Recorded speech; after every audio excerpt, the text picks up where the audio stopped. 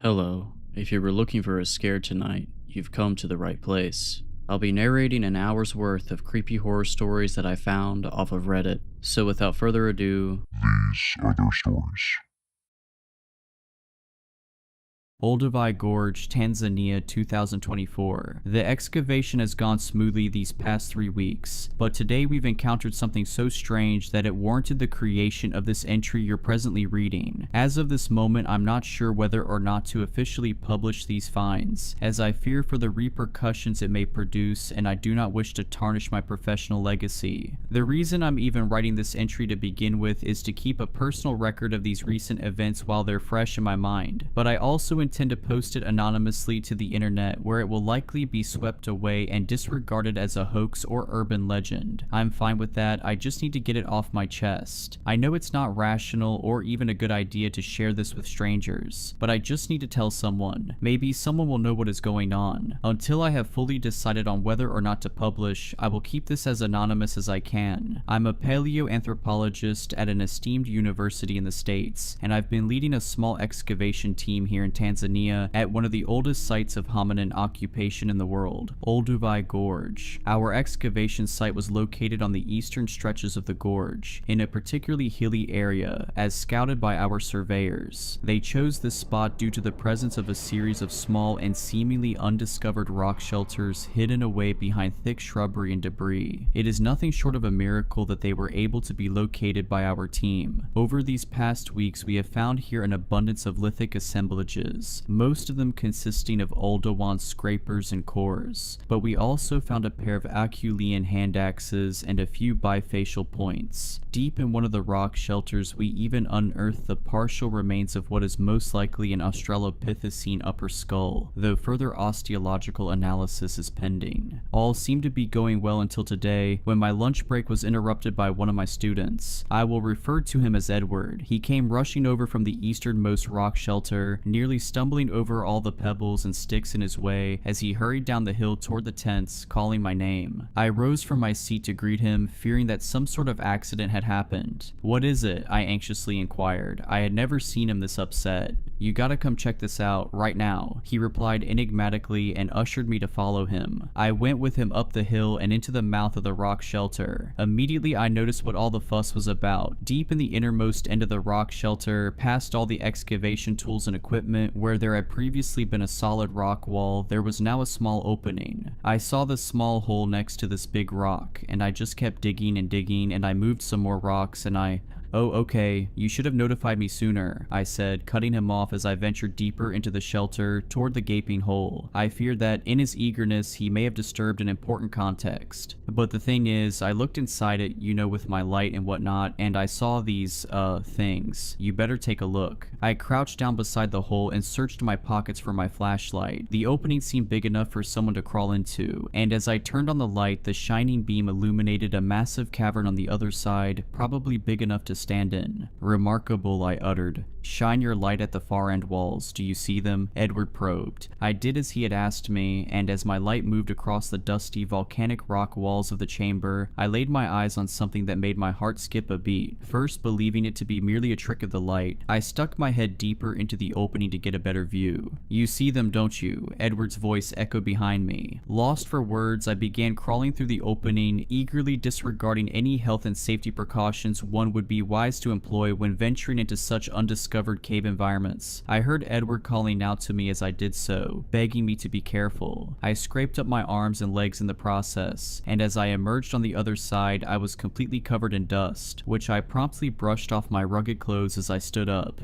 On the far end wall were a series of rough carvings onto the rock. Carvings in the Latin alphabet, carvings in English. The whole wall was full of them, as if it was a page in a book. Behind me, I heard Edward grunting and shuffling as he made his way through the opening to join me in my astonishment. I scanned the rest of the cavern with my light and saw that the inscriptions continued on the other surfaces and walls of the chamber. Not only that, but I noticed a series of strange artifacts scattered about, seemingly undisturbed for millennia. Among them were several aforementioned Oldowan stone tools and a ring made of mostly pure gold, judging by its pristine condition, as well as some bones randomly strewn around. My immediate thoughts were that the cave must have been used in modern times, perhaps recently. I hadn't yet actually actually read the content of what was scribbled on the walls, but even still, something about that explanation immediately felt off. The strata next to where the opening had been was undisturbed and had naturally accumulated for millions of years. I should know because I monitored it closely yesterday when we started digging in that part of the rock shelter. I realize some of you reading this might not be familiar with stratigraphy and thus not fully understand why this would be an issue when regarding the date of the inscriptions, but those well acquainted with the law of superposition should know exactly why this shouldn't be possible. If you don't, I urge you to Google it. But to make a long story short, however, the law of superposition states that geological layers accumulate over time, and that under normal circumstances, the layers that are the oldest are those found further down. Now, assuming the entrance we came in is the only entrance into the cave, and taking into consideration the opening was buried under a dozen stratigraphical layers, it means that it was last sealed around 1 million years ago at the earliest. Everything about this was strikingly anachronistic, but I saw no other explanation. There seemed to be no other way to enter the cave, and there was no sign of a previous collapse. "What is this, Edward?" I asked him, who was now full of dirt and standing beside me. "Are you pulling my leg here? Is this some kind of elaborate joke?"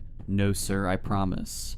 "It shouldn't be possible then," I said, pacing back and forth. "Yet, evidently it is." He somewhat snarkily replied. I ignored him. My pacing took me around a slight bend in the cave, and I noticed a heap of what looked like different chunks of various metals. Some seemed to be nearly reduced to dust as a result of deterioration over time, while others looked pretty much to be in pristine condition, although not as shiny as they once probably were. There were also snake-like lines in the sandy floor of the cave with traces of heavily oxidized copper encompassed within them. Had these once been wires?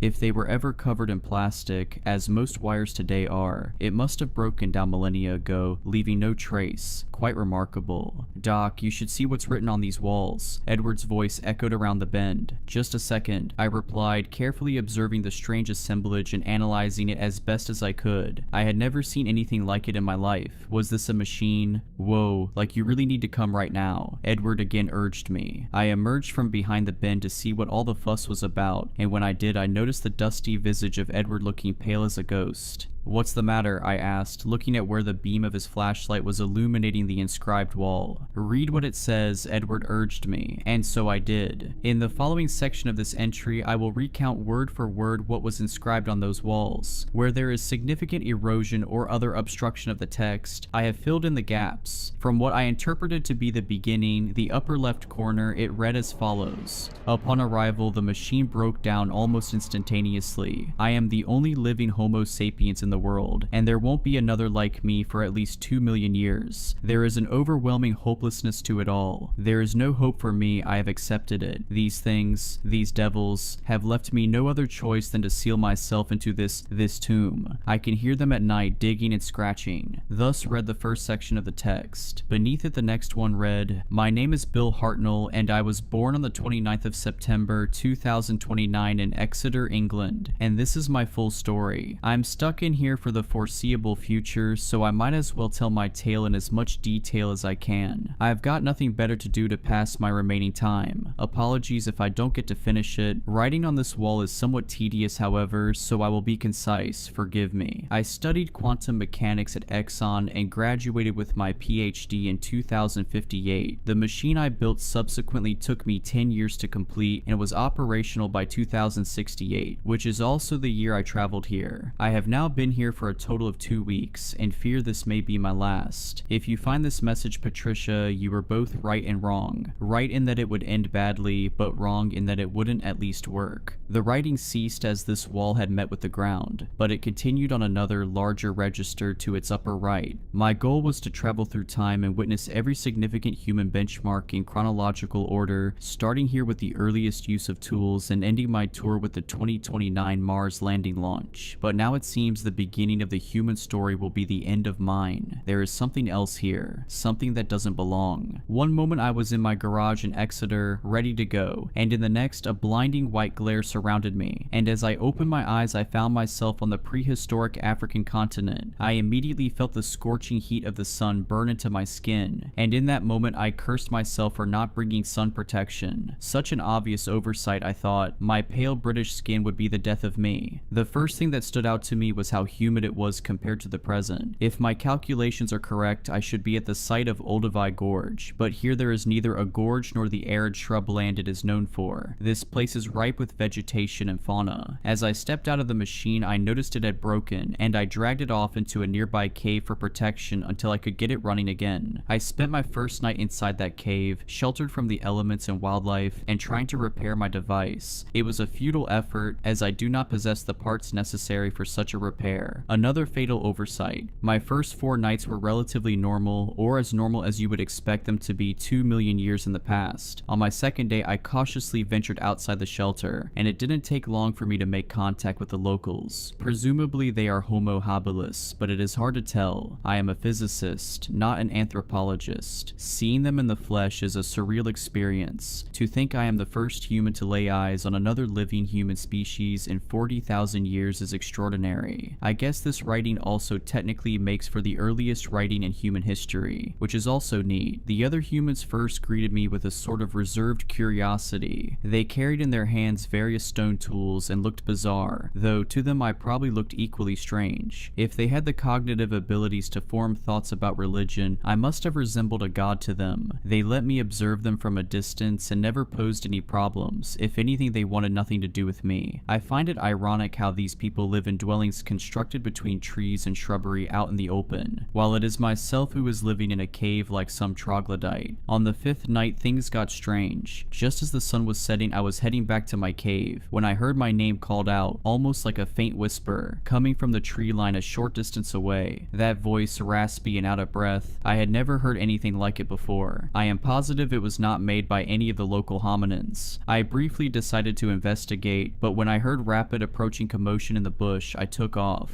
In my terror, I heard the loud snapping of twigs behind me. I ran all the way back to the cave and sealed the medium-sized opening with a makeshift door made out of wood and some rocks. I leaned in and listened intently after any noise, and heard the rustling of some bushes not too far away, accompanied by some kind of raspy vocalization. Nothing else happened that night. The following morning, I saw outside my shelter concentric circles drawn in the sand, but no accompanying footprints. Later that day, I was led into the village of the hominins. There, I traded my phone for some stone tools. I had no use for it anymore. The humans seemed perplexed by it, but were equally enchanted by its reflective surfaces. They allowed me to take some fruits and berries, but would not let me near the game meat, shouting whenever I did so. Despite that, I still can't believe the hospitality they showed me. As the sun was setting, I left the forested shelter of my ancestors and began walking back to the cave. The volume of trees gradually subsided, and I found myself in an open and lush savanna-like environment, but with thick shrubs on either side of the path. Then suddenly, something struck the ground in front of me, nearly hitting me. It was my phone. Confused, I thought the humans had grown tired of it and followed me back in anger. But then something intriguing happened. Another phone struck the ground right next to the first one, clearly of the same make and clearly identical to the one I had traded hours earlier. But that was impossible, as I had only brought one. Then another flew out from a nearby bush, hitting me in the arm. I looked around, scanning the bushes, but I saw nothing. I slowly backed up, and when I did so, the bushes rustled for a moment and then stopped. I took another step backward, and the rustling repeated and once again stopped. It was mimicking me. When I finally made that realization, I once more ran back to the cave at full sprint, quickly sealing the entrance behind me. As I turned on my headlamp, which I still had batteries for, I noticed something drawn on the sandy floor of the cave. It was another concentric circle, identical to the one outside this morning. I was too horrified to sleep, but eventually my tiredness gave in and I drifted off.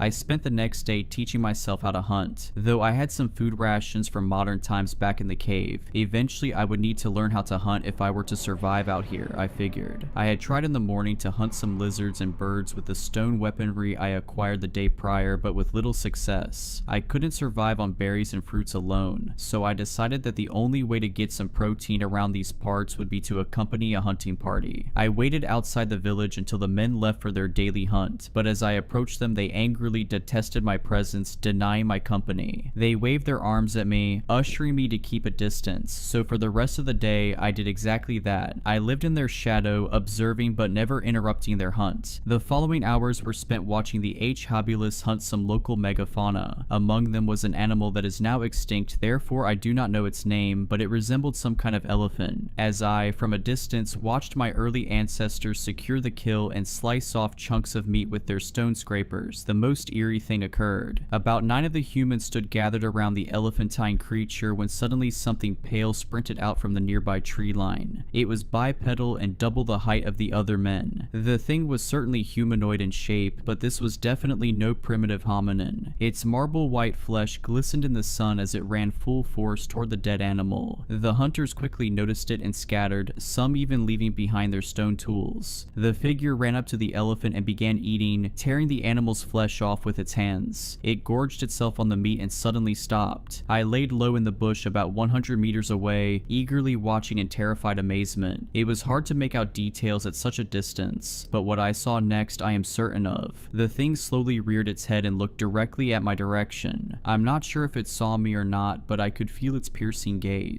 The wall of text ended, and Edward and I had to round a slight corner in the room to get to the next section. It was also during this time that he spoke out for the first time. "Do you think this could be real?" he asked gently, almost concerned. "I mean, you saw the strata, there couldn't possibly have been anyone else here for millions of years." "I don't know, Eddie. Let's just keep reading and find out," I answered nonchalantly back, pretending like this didn't deeply unsettle me too. Truth is, I was beginning to get highly unnerved. My initial scientific awe had now shifted into an uncertain angst. The inscriptions continued. "I haven't seen sunlight since the 10th day. That's when I saw them clearly. I had spent that day harvesting fruits and berries alongside the local hominin population. They let me follow them back into their village where we quite literally enjoyed the fruits of our labor. Again, this level of hospitality was wholly unexpected for such a primordial species of human. All was going well, but as it was beginning to get dark, I was frantically ushered out of their encampments. I thought this weird, but decided to shrug it off as a cultural thing if they even had such a concept. Heading back to my cave, the sun was setting on the horizon, and just as I was nearing the mouth of the cave, a looming shadow stretched across the ground in front of me, blocking out the last rays of light from the evening sun. Someone or something was standing high above the rocky outcrop the cave was situated beneath, casting an oppressive shadow. I looked up and saw the dark silhouette of a person. With the bright backdrop of the sunset, it was hard to make out any features, but I could tell that whatever was standing there was not one of the local hominins. When it understood that I had seen it, it began climbing down, scurrying on all fours across the rocky surfaces. Frightened, I hurried inside the cave and quickly grabbed the makeshift door and pushed it into the opening to block it. The door was more like a plug, fashioned out of a large boulder and some wooden sticks and thatch. But before I had sealed the entrance completely, I looked out of the opening one last time, and that's when I laid my eyes clearly on them. There were 4 of them, walking slowly towards the opening from about 10 meters away, now fully upright. The sheer terror I felt at that moment is indescribable. They were all ghastly pale, their flesh smooth and spotless. They stood at probably 2 meters tall, and they had neither any body hair nor any reproductive organs or nipples. The word that comes to mind when describing them is embryonic. They were featureless. Featureless in all aspects except the most harrowing. They, all of them, had my face. They looked like me, hairless, sure, but still nearly identical. The foremost of them opened its mouth and stretched out its hand and said in perfect English, "You don't belong here." That was the last I saw of them before sealing the cave completely. I quickly reinforced the door plug with any rocks and boulders I could find in the cave, and so far it has been effective. I have now been here for God knows how long. I still have enough supplies to last me several days, and enough batteries to continually power my headlamp for at least another day or two, but I hear them, they are outside. They haven't left me ever since that frightful evening. Sometimes they take breaks, but never long enough for me to deem it safe to leave this place. For all I know, it might be a trick to lure me out. It's only a matter of time before they break in. Their cries echo throughout the cavernous walls. This writing will be my only lasting legacy, therefore I hope I have provided sufficient detail to be of some use in some way or another. This is my punishment. These devils, I know what they are. They are my lack of hubris manifest. I foolishly thought the laws of time and space were mine to conquer. However, fate would not allow it, perhaps rightfully so. Oh, how terribly, terribly sorry I am. Patricia, I'm truly sorry. I should have listened. End of text, or well, not quite. The inscriptions continue beyond this, but they were of a different character. I won't reproduce the contents of the last wall, but I can tell you what it consisted of. The blueprints for Bill's machine and a plea to be saved. The power of time was now figuratively in the palm of my hand. I'm not saying I fully believe everything that was written, but on the off chance there may be some truth to it, I choose to keep this DIY recipe a secret. I walked over to the golden ring that adorned the cave floor and picked it up. It too was inscribed with the initials B and P. I pocketed it and asked Edward, "Where's his skeleton then?" "What do you mean?" he replied. "His bones. If he withered away in this cave, they should have been here." There are some bones here. Over there as well," he said and pointed across the cave. "I know, I saw them, but they don't make for a complete skeleton, do they?" I replied. "I suppose not." Edward acquiesced, aware of the implications. "This place is giving me the creeps." I spoke, suddenly getting an intense surge of paranoia. "What do you say we head back soon?" I whipped out my phone camera and took several pictures of the inscribed walls and artifacts within the cave. Both Eddie and I agreed it was time to head back to assess the situation and where we would go from here. We agreed also not to tell the rest of the excavation crew for the time being. I am sitting inside my tent now, an hour till midnight, and writing up this entry. In the time that passed since leaving the cave, and now I have meticulously examined the photos I took, but I dare not step inside that cave again. Something inside me desperately wants to seal it again, and I regret not doing so as I think we may have committed a grave mistake. About an hour ago, our field assistant Lila came to me in my tent, voicing her concern about something. When she described what had gotten her worried, my blood ran cold. She had asked about why there were concentric circles drawn in the sand all around our encampment. When I heard this, I rushed outside with my flashlight in hand, and I saw them with my own eyes. The whole crew was gathered outside, gawking at the strange markings. In the small crowd of anthropologists and excavators, I locked eyes with Edward, and without speaking a word, I knew what was on his mind. I fear we may have unknowingly unleashed something ancient, but how? There were no passages leading further into a deeper cave system that I could see. It was an enclosed chamber, albeit very dark and with many corners. Could it mean that whatever it is we have unleashed was inside the room with us this entire time? I shudder at the thought. I think it's best I finish up this entry now. There has been an increase in whispers and unrest in the camp this past hour, so I better tend to it and try to get this situation under control. Any tips or advice to make this make sense is appreciated. If what we discovered today really is true, which I am now more inclined to believe, then our common ancestors weren't alone all those millions of years ago, and it might possibly turn out that we aren't either.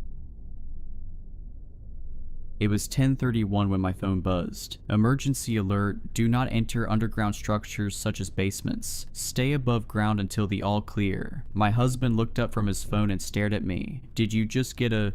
"Yeah, that's creepy," I said, glancing at the stairs. "Our kid had fallen asleep for the night about an hour ago. What do you think's going on?" "I don't know," he replied. "Could it be like a gas leak, radon or something? We'd had a radon pump in our basement since we moved here. Maybe there was some weird influx of it or something." I ran up the stairs to check on our 5-year-old daughter as Luke flicked on the TV. Grace was sleeping peacefully, her blanket wrapped around her. I made sure she was breathing, comfortable, totally fine before heading back downstairs. When I did, Luke was glued to the TV, which said the same thing. Black screen, pixelated white letters, blocky colors jittering along the top and bottom of the screen. Emergency alert, do not enter underground structures.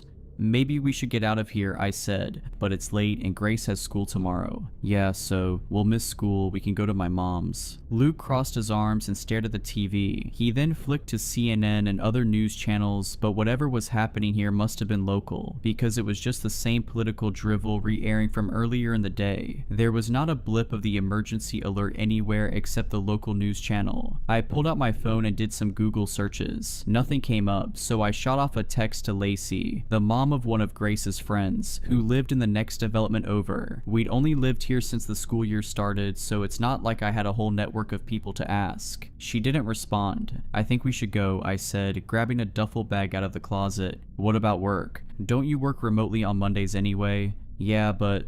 I walked over to our basement door. The chain was latched. I hurried into the kitchen, opened the drawer, and pulled out some postal tape. What are you doing? If it's radon or something, I don't want that stuff all in our house, I said, crouching along the bottom and taping the crack under the door. I think they'd evacuate us if that were the case. I looked up at him as I yanked another long piece of tape off the roll. Okay, so what do you think it is? He shrugged. When I'd taped all the cracks, I brought the duffel bag upstairs, filled it with a few random outfits for me and Grace, along with my laptop and a few of her favorite dolls. Then I grabbed the cooler and loaded our leftover pasta and yogurts into it. Within 10 minutes, I was ready to go out the door. I'll pack up the car. Can you grab Grace? I asked. Luke went upstairs. I walked down the driveway, weighed down with bags. It was a chilly, clear night. Stars twinkled high above me. The street was exceedingly quiet. The tall, scraggly pines of the surrounding pine barren stretching up to the sky. I heard the echo of a dog barking somewhere. If everyone got the alert, wouldn't there be more people deciding to leave? I glanced at the house across the street. It was completely dark, except for the light above the garage that flicked on when I came out of the house. I opened the back hatch and threw our stuff in. Luke came out after, carrying Grace, wrapped in blankets. She blinked sleepily. I strapped her in. Luke grabbed some stuff, and then we were pulling out of the driveway on the road to my mom's house an hour away. She fell back asleep, I told Luke, watching her face flick into view with the light of the passing street lamps. Good. My phone buzzed. I reached for it. Emergency alert. Your phone's GPS indicates you are leaving city limits. We do not recommend evacuating. Please return home and stay above ground. What the? I whispered. What? Luke asked. There's another alert. It's saying it knows we're leaving. It's tracking our GPS and it's telling us to stay. Luke glanced at my phone. Seriously?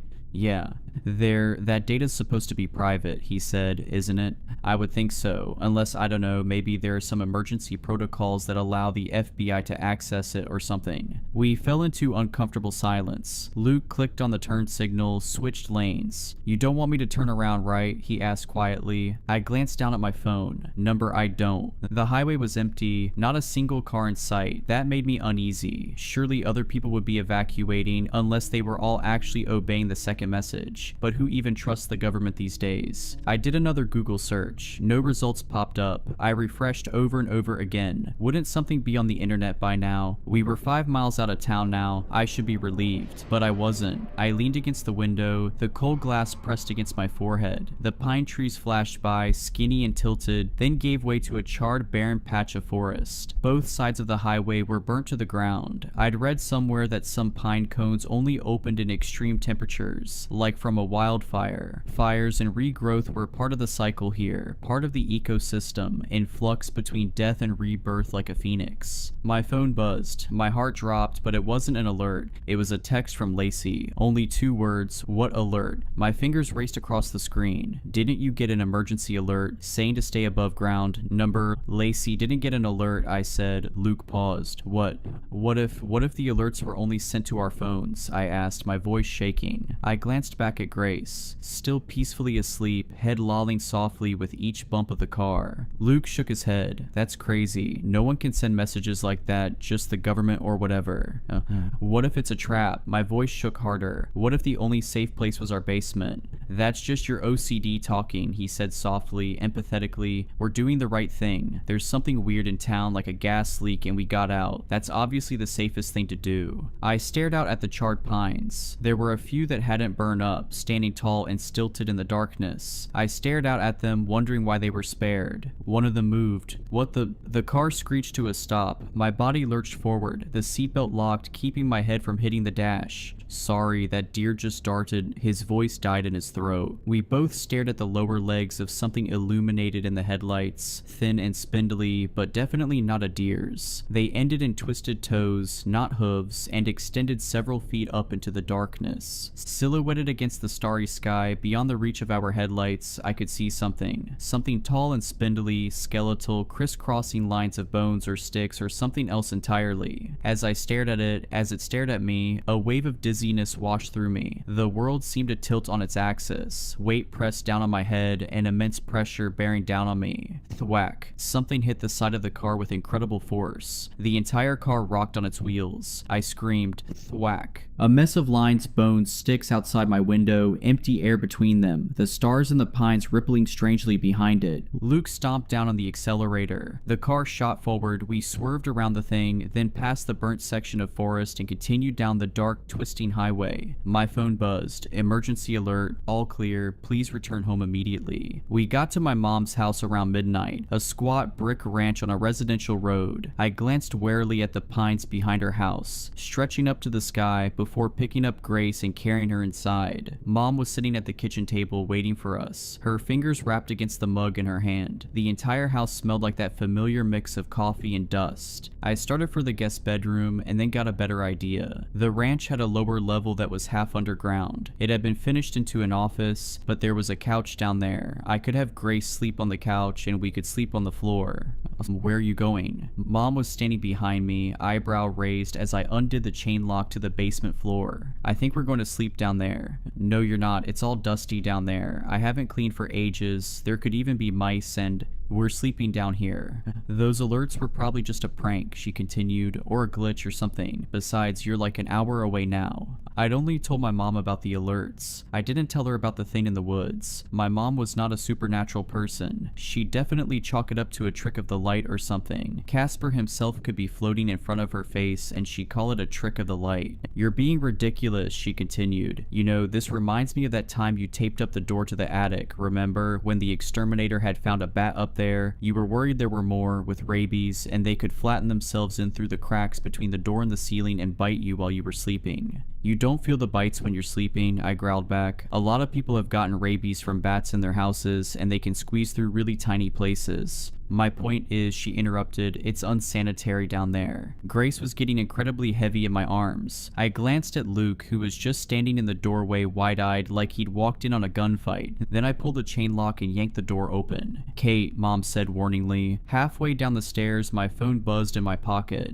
I got Grace settled on the couch, then pulled it out. Emergency alert. Your phone's GPS indicates you have stopped in redacted New Jersey. Disobeying an emergency alert is a federal offense. Please return home and stay above ground. I lifted my phone to show Luke, who was coming down behind me. His face looked ghastly pale in the white light. Mom was right behind him and craned her neck to read the alert too. Oh, that's BS, she said. It's not a federal offense, it's a state offense, and that would be an evacuation order like for a hurricane or something. She shook her head. You know what this sounds like? One of those scammers. I got a call from someone claiming to be my grandson. It's not a scam, Luke interrupted without elaborating. Then he worked in silence, putting the blanket over Grace, getting her comfortable. I flicked on the light and checked for mouse droppings, but I didn't see any. I'll get the rest of our stuff, he said, leaving my mom and I alone. Her expression softened as she looked down at Grace, at her perfectly cherubic little face. Do you need anything else? No, I don't think so. She nodded and went back upstairs. I glanced around. The office stuff was in the leftmost corner, the desk covered with papers and a single photo of my dad. He'd been gone 7 years now, and it seemed like every year more and more of his stuff got tucked away, moved downstairs, shoved into storage. I swallowed down the feeling and glanced around the rest of the room. The door next to the desk led to the unfinished storage area. On the other end of the basement was a sliding glass door that led out into the backyard. I didn't like that at all. We were technically underground where we stood, but the rightmost corner with the door was above ground. Did that mean we were still vulnerable? Those things couldn't fit through a glass door, I thought, but they couldn't fit through a normal door either, and apparently we wouldn't have been safe in our own home. I stared out the glass door, afraid I might see one of them out there. Maybe this was a bad idea to stay here. We were an hour away, sure, but the pines were still right at our door. Not officially the Pine Barrens, but the surrounding Pinelands ecosystem, which was almost the same thing. If those things came from the Barrens, they were only in the burned areas, I reminded myself. I imagined a pine cone spiraling in midair, petals opening as fire raged around it, and skeletons made of sticks prying their way out of the thing, creeping along the ground, stretching and growing towards the sky. Were there any maps of the burned areas? I pulled up Google Maps, looking for the blackened areas, but the information would be out of date, wouldn't it? My phone buzzed. I expected another alert, but it was a text from from Lacey instead. My friend Rochelle got the same alert you did, BTW, it read. Super weird. My heart dropped. Did Rochelle, whoever she was, listen to it? Tell her not to listen to the alert. I started typing, it's a trap. Then I realized how unhinged that sounded. I didn't even know Lacey that well. I thought for a second, then typed a new message. Can you give me her number? I want to ask her about it. Pretty weird that it targeted both of us, no one else. Sure, let me ask her, was the reply.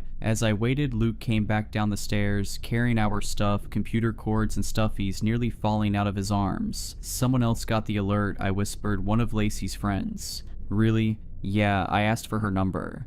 A minute later, the number came in. I dialed it immediately. On the third ring, she picked up. Hello? Hi, this is Kate, Lacey's friend. I started awkwardly. We got the emergency alert too, but we think it's a trap. There's something off about it. A pause. But it came from the government, she replied. How could it be a trap? It seems like no one else is getting it. When alerts are sent out like that, they're sent to all the phones in a certain location. It doesn't make sense. Yeah, I don't know, it's weird. Another pause. Well, we were just about to go to bed here, so I'd better go. Wait, I think the basement is safe and everywhere else isn't, I said quickly. I think someone's trying to lure people into staying above ground. Okay, maybe, she said unconvincingly. Look, I gotta go, sorry. A few seconds later, the call ended. Well, crap. She didn't believe me, I said, looking up at Luke, my lip trembling. She and her kids and her family, they're all going to... You tried, he said, wrapping his arms around me. That's the best you can do. I couldn't help it. I cried as we lay a blanket on the floor, got ready to sleep next to Grace. I looked down at her perfect little face, and then Luke and I snuggled under the blankets together. Hey, kiddo. I woke up with a start. For a second, I thought I was in my own bed, but then the roughness of the carpet, the aching in my back, brought me back to reality. My father's voice, rough and warm, lingered from the dream. I could almost feel his arms around me, the summer sunlight beating down on us as we played at the creek behind the house. I rolled over to check on Grace. Her eyes were wide open. She was staring behind me at the sliding glass door. Slowly, she raised a hand and pointed over my shoulder. I turned around. There was something twisting and turning, contorting itself, trying to get in through the sliding glass door like a dog through a cat door. It did it silently, except for a low clicking sound like the popping of joints. All the blood drained from my face. Dark, sinewy legs like spider legs, twisting and turning in the moonlight, squeezing itself ever so slowly through the hole it made. I now saw the shattered glass scattering the floor. I grabbed Luke and shook him. Luke. The thing fell still. I couldn't see eyes or a face, but I felt it in my gut. It was staring at me. Dizziness swept over me. I stumbled forward, losing my balance. It was like I was standing on the deck of a boat. The ground seemed to shift and tilt underneath me. I just wanted to lie down until the world stopped turning. No, I screamed internally. You can't let that thing get Grace. I glanced around the room, looking for something that could be used as a weapon. Anything. Go in there, I said to Grace, pointing to the storage room, or at least I thought I was. Everything was tilting and moving around me. Go, hide. I stumbled forward, but all the colors were bleeding together now. Everything was hazy as a dream. My father was standing in front of me, standing there in the basement, but his face was all wrong. His eye drooped out of his socket, like something had squeezed his skull. His grin was crooked. Hey kiddo, he said in a voice that sounded off-key. Nausea filled me. I started vomiting. Warm liquid down my shirt, splashing on my feet. My dad, not dad, stood tilted, like gravity had suddenly changed. One arm was too long and hung limply from its socket. I miss you so much. Stop, I sobbed. Please stop. Come with me, we can be a family again. Stop. I never got to meet Grace. Wouldn't it be so wonderful for me to finally meet her? The world tilted and shifted. I stared at my father, his left eye drooping like jelly, his crooked smile, his gaunt face, his limp arms. I opened my mouth. Hot pain shot up my shoulder. I fell to my knees instantly. I tried to cry out to say stop again, to tell Grace to run for her life, but all that came out was a scream of pain, and another, and another. When I finally opened my eyes, the world had stopped tilting. Luke was dragging me across the floor, back from the glass door. Grace was peeking out of the storage area, terrified. I touched my shoulder, stinging with pain. My fingers came away red. It bit me. I'm dying. What? My phone began to ring. Shaking all over, I reached into my pocket and pulled it out. It recognized the number. It was Rochelle. You're right, she said breathlessly. No preamble. What? I asked, my voice hoarse. About the alert, my husband, he has some friends who work with cell phones and stuff, and she took a deep breath trying to steady her voice. They traced the signal, it's not coming from the government or the town hall or whatever. I chewed my lip, held my breath.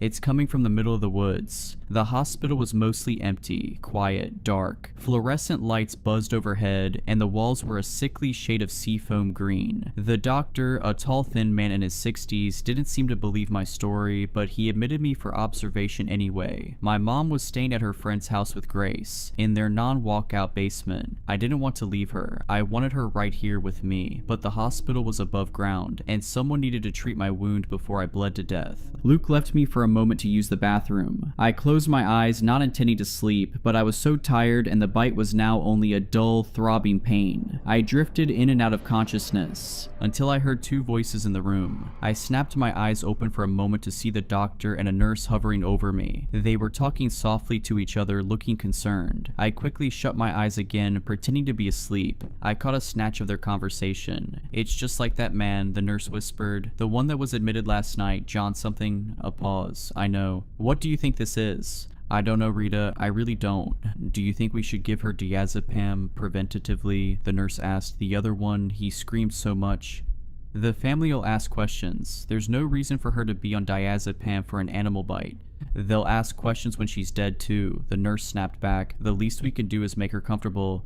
"Shh. Oh crap." I didn't open my eyes, but I jumped when the nurse said dead. I now could feel both of them looking at me, their eyes boring through my closed lids. "Let's talk somewhere else," the doctor said. Hurried footsteps on tile, and then nothing. I opened my eyes. I'm going to die. I don't know how long I lay there, wallowing in my own misery, but footsteps jolted me awake. Luke was walking back in. "How's the pain now?" "Bad." I told him what I'd overheard, my voice quavering. "That doesn't mean anything," he said, but I could hear the concern in his voice. "We're going to get out of here and everything's going to go back to normal. The mayor or whatever will release some statement about a faulty alert system and..."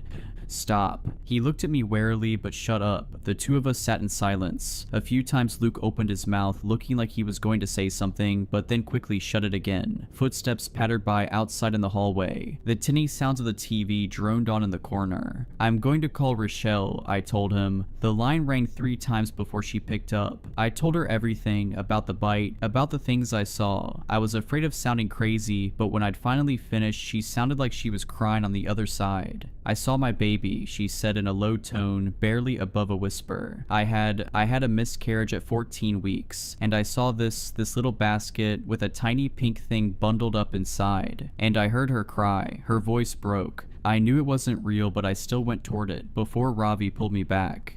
"I'm so sorry," I said, the phone trembling in my hands. "Thank you. But it didn't hurt you, right? Bite you, claw you?" "No, I don't think so." The silence stretched out between us. "So what do we do?" I asked. "Just run from it forever?"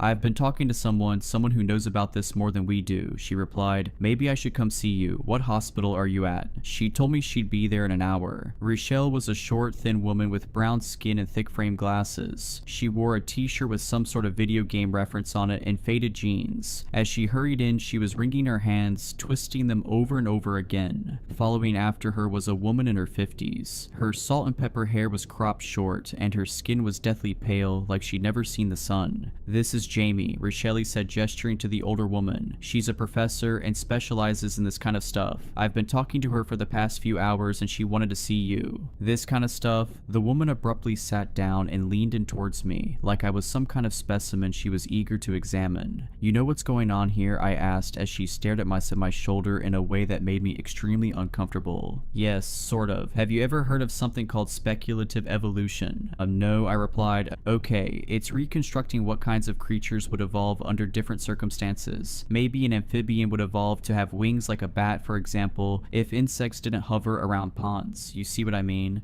I guess. No. We also try to construct what animals might look like millions of years from now, or humans. What kind of things will evolve under the pressure of modern humanity, modern technology? There's already some of it happening. The bedbugs in New York City are hundreds of times more resistant to pesticides than the ones in Florida are. Deer are more skittish than they were were 10 years ago because cars kept hitting them. Okay, I had no idea where she was going with this. You haven't seen that image of what humans would look like if they were evolved to survive car crashes? The man has like no neck and lots of fat to cushion the impact. No. Okay, she shook her head. The point is, some people in this field believe that at some point, creatures would evolve abilities that mimic technology, like birds that look like drones, or bats that can sense electromagnetic fields. Who's to say this thing that you and Rachel have described hasn't evolved the ability to send out radio signals, hack our entire mobile system? That's ridiculous, Luke interjected. So what, this creature's like texting in English? No, nothing like that. States, local governments, they often have pre-programmed emergency messages, like a protocol for hurricanes, earthquakes, nuclear threats, etc. This thing, it just hacked a signal to send a particular protocol. Same thing with Rachel, she said, looking sympathetically at her. We're all sending little electromagnetic signals in our brains all the time. Neural impulses, sharks, 400 million year old living fossils can detect them. These things, they can hack them. So when I saw my dad, I glanced at Luke. That thing was hacking my brain signals. Jamie nodded. It's a little more complicated than that. I believe this thing sends out a chemical in the air too, at close range, that messes with some neurotransmitters. But essentially, yes. Okay, but why's the basement safe then? Because it's too big to get down there? Luke asked. I'm glad you asked, Jamie replied, with a big victorious smile on her face, like she was just about to tell us the secret to the universe. They chose that emergency protocol with the basement because their abilities don't work if you're underground, just how your phone reception goes out when you're underground. A heavy silence filled the room. Luke and I looked at each other. For one, this sounded pretty out there, conspiracy theory level stuff, more unbelievable than Roswell. On the other hand, nothing I'd experienced in the past 24 hours made sense. How do you know all this? I asked. This isn't the first time this has happened, she replied, her face grim. Almost 10 years ago, the same thing happened out by Woodland, on the border of Wharton State Forest. I studied it then too, but there weren't as many of them. Okay, but the text didn't get sent to everyone, Luke said. Only us and Rochelle so far that we know of. Right, so these things, I call them stick men by the way, they only target people with overactive imaginations, people who send out really clear, strong brain signals. It's easier for them to find you, and it's easier for them to hack your brain. They're not actually producing the image you see of your deceased loved ones or whatever. They're just knocking it loose from your memory, from something you've imagined. If you've imagined your kid dying 1,000 times because you have anxiety or OCD, that makes it all the easier for them to use it against you and lure you in. And of course, there's more for them to eat. More for them to eat? Yeah, they eat brains. I mentioned that, didn't I?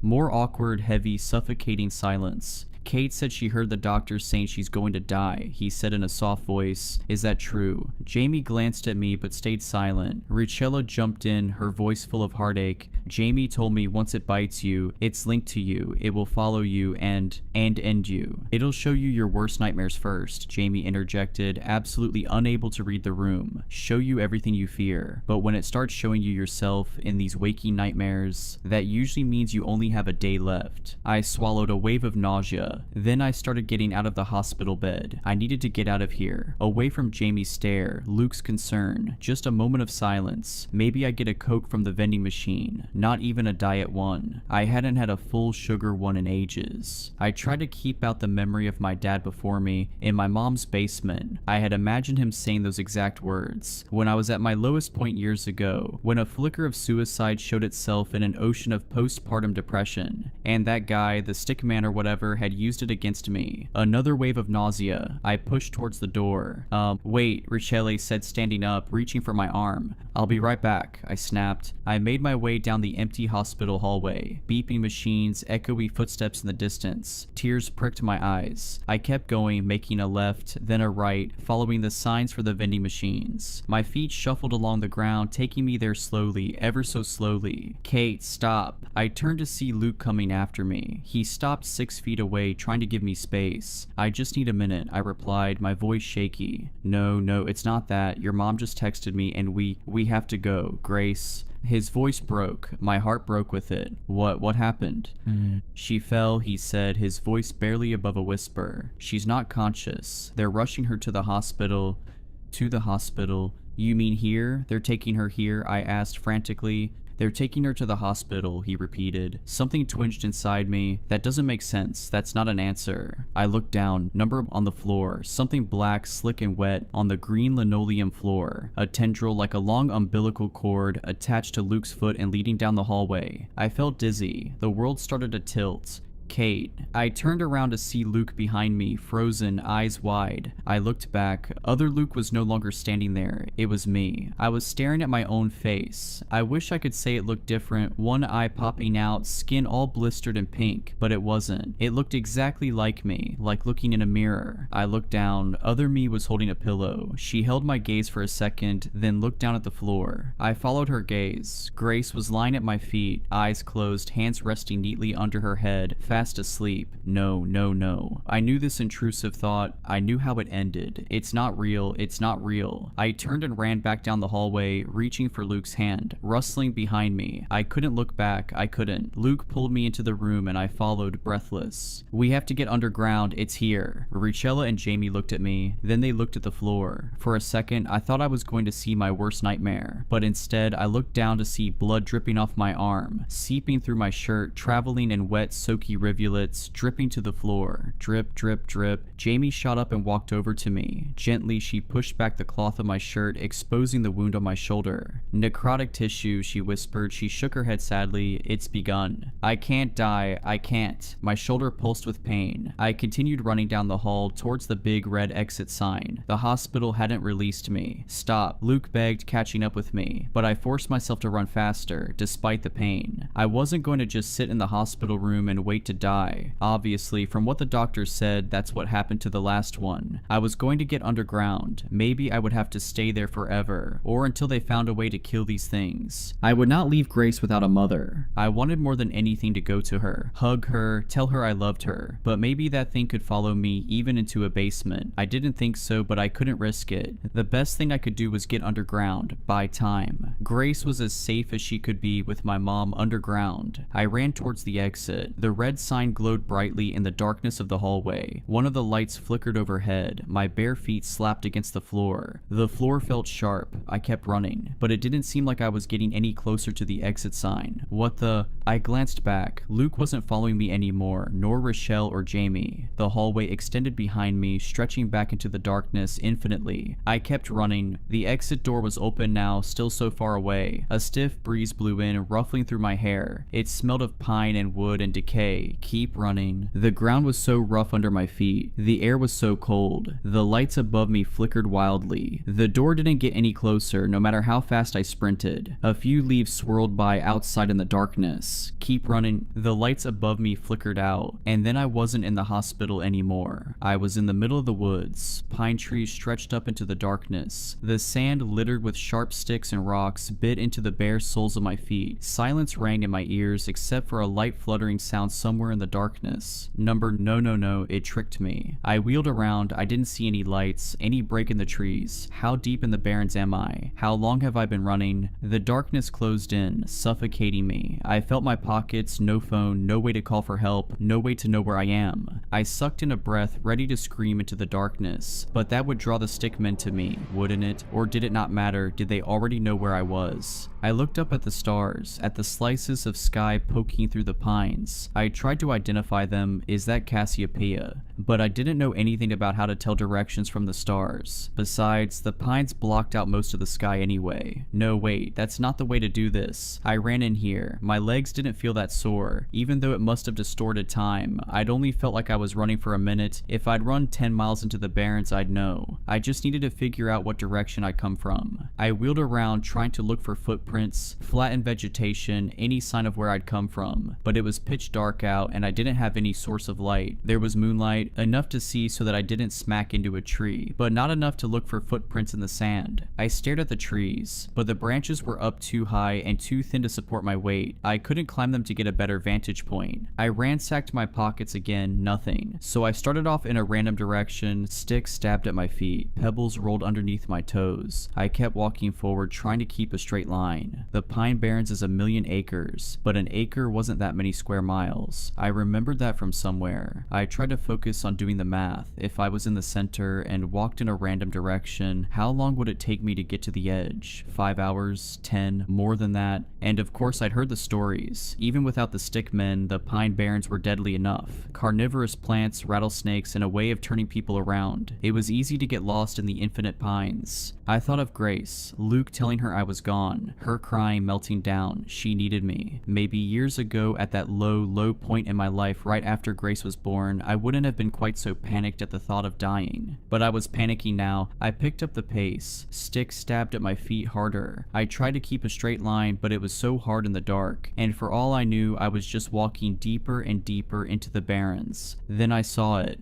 a clearing. My heart soared. That must be where I came from. It was one of the burned areas. The fire had hollowed out a large clearing. It was lit in silver tones by the nearly full moon, no longer obscured. Some pines still stood, completely bare of needles, skeletal and black. Ash blackened the pale sand beneath, the color of bone. A few pine saplings poked through the destruction, only inches tall. It was deathly silent. I'm never gonna get out of here. I looked up at the blackened pines, stretching up to the sky like fingers.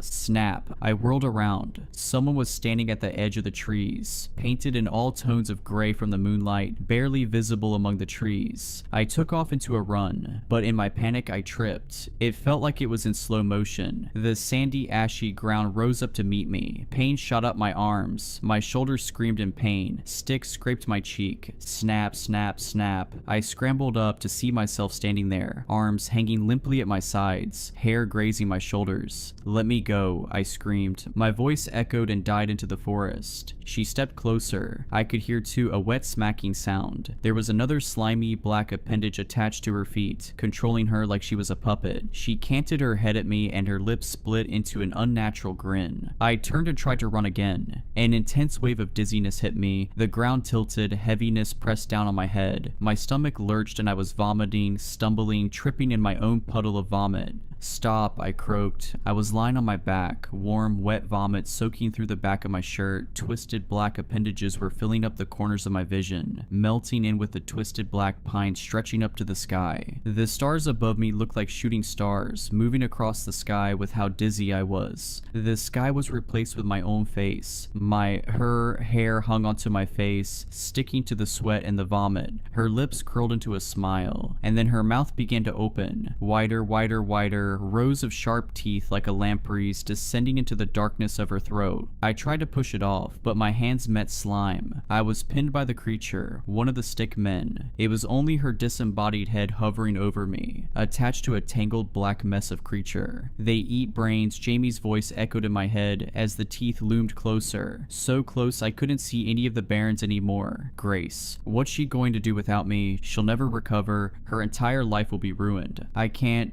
I'm so sorry. And then I realized the stickmen were attracted to brain signals. What if I'd done something I'd never done before? What if I just stopped thinking? I closed my eyes, ignored the warm, rotting breath on my face, ignored the slime seeping through my shirt, ignored thoughts of Grace. I used every last bit of my willpower to stop thinking. Nothing. A void. Non-existence. A clicking sound came from above me. The creature began to shift its weight. I continued thinking about nothing. Absolutely nothing. The creature pulled itself off me. When I opened an eye, it no longer wore my head. It was twisting and turning, making clicking sounds, lifting some of its appendages in the air, as if confused, as if it thought I'd escaped and it was trying to sense me out again. I lay there in the dark, burnt forest, thinking of nothing for seconds, minutes, hours. It was the hardest thing I had ever done, pushing away thoughts of Grace, of my future, of hers, pushing it all out and being empty. When the sun began to rise, I pulled myself up. The burnt forest was bathed in the pink hues of dawn. My skin was covered in vomit and black slime. My shoulders still throbbed with pain, and there was no sign of the stickmen. It took me another few hours, but in the daylight I was able to find my way back. After walking around in circles for a while, I caught a glimpse of a road through the trees. I'd apparently fled the hospital and run a half-mile into the pine barrens across the street. Luke and hospital staff were looking for me all night. I was reunited with Grace, and it was the happiest day of my life. I think the stickman is still linked to me. We've been spending our nights in the basement where we've been totally safe. Richelli, Jamie, and I have been working together to figure out how to kill it for good. Some guy online from the incident 10 years ago claims drowning them works. But for now, I am content to be home and be safe, even if it isn't forever and a million bad things are waiting to happen. The man walked in at 2 a.m., dragging something black behind him. The way it moved didn't sit right, neither did he. The receptionist felt it immediately. It was the way he walked, stiff and uneven, like a scarecrow with one leg shorter than the other. He hid greasy blonde hair beneath a 10-gallon hat, spurs clicking as he moved. I watched the security footage later. His lips were white and thin, his teeth crooked. His mouth twisted into a half smile like he was seconds from laughter. He was dragging a massive black Rottweiler. The dog resisted, back paws sliding across the floor. The camera didn't pick up sound, but later the two gals at reception told me what he said.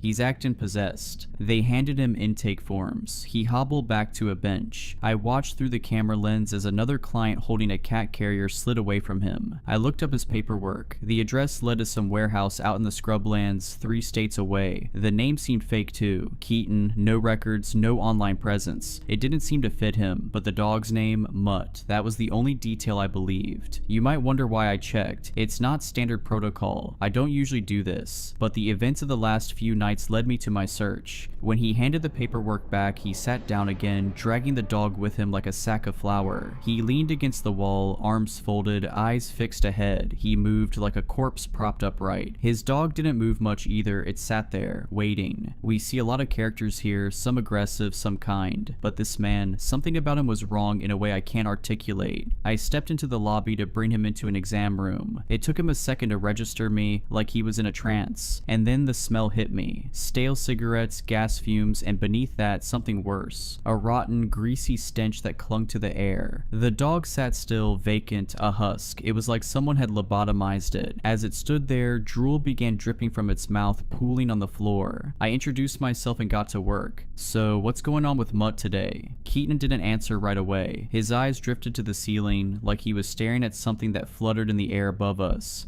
Oh, he ain't acting right. He ain't been eating much. This is usually where clients start rambling. Some could go on for hours if you let them. He had decided he'd given me enough information. He sat staring at the ceiling through those dirty locks of hair. When I knelt to take the dog's heart rate, the second my fingers touched its skin, a wrongness crawled into me. That tingle before lightning strikes. That creeping dread when something awful is about to happen. The vitals were normal, the heart rate, breathing, but its skin was cold, and its temperature was 97 degrees, lower than we like. I checked its skin, seeing how dehydrated it was, but when I peeled back its loose lips to check its gums, I felt a jolt of unease, like I was too close to something I shouldn't be. The gums were pale, the pupils locked onto me, dilated. That feeling of unease was sickening. "Don't turn your back on him," the man said. I paused mid-turn. "Excuse me?"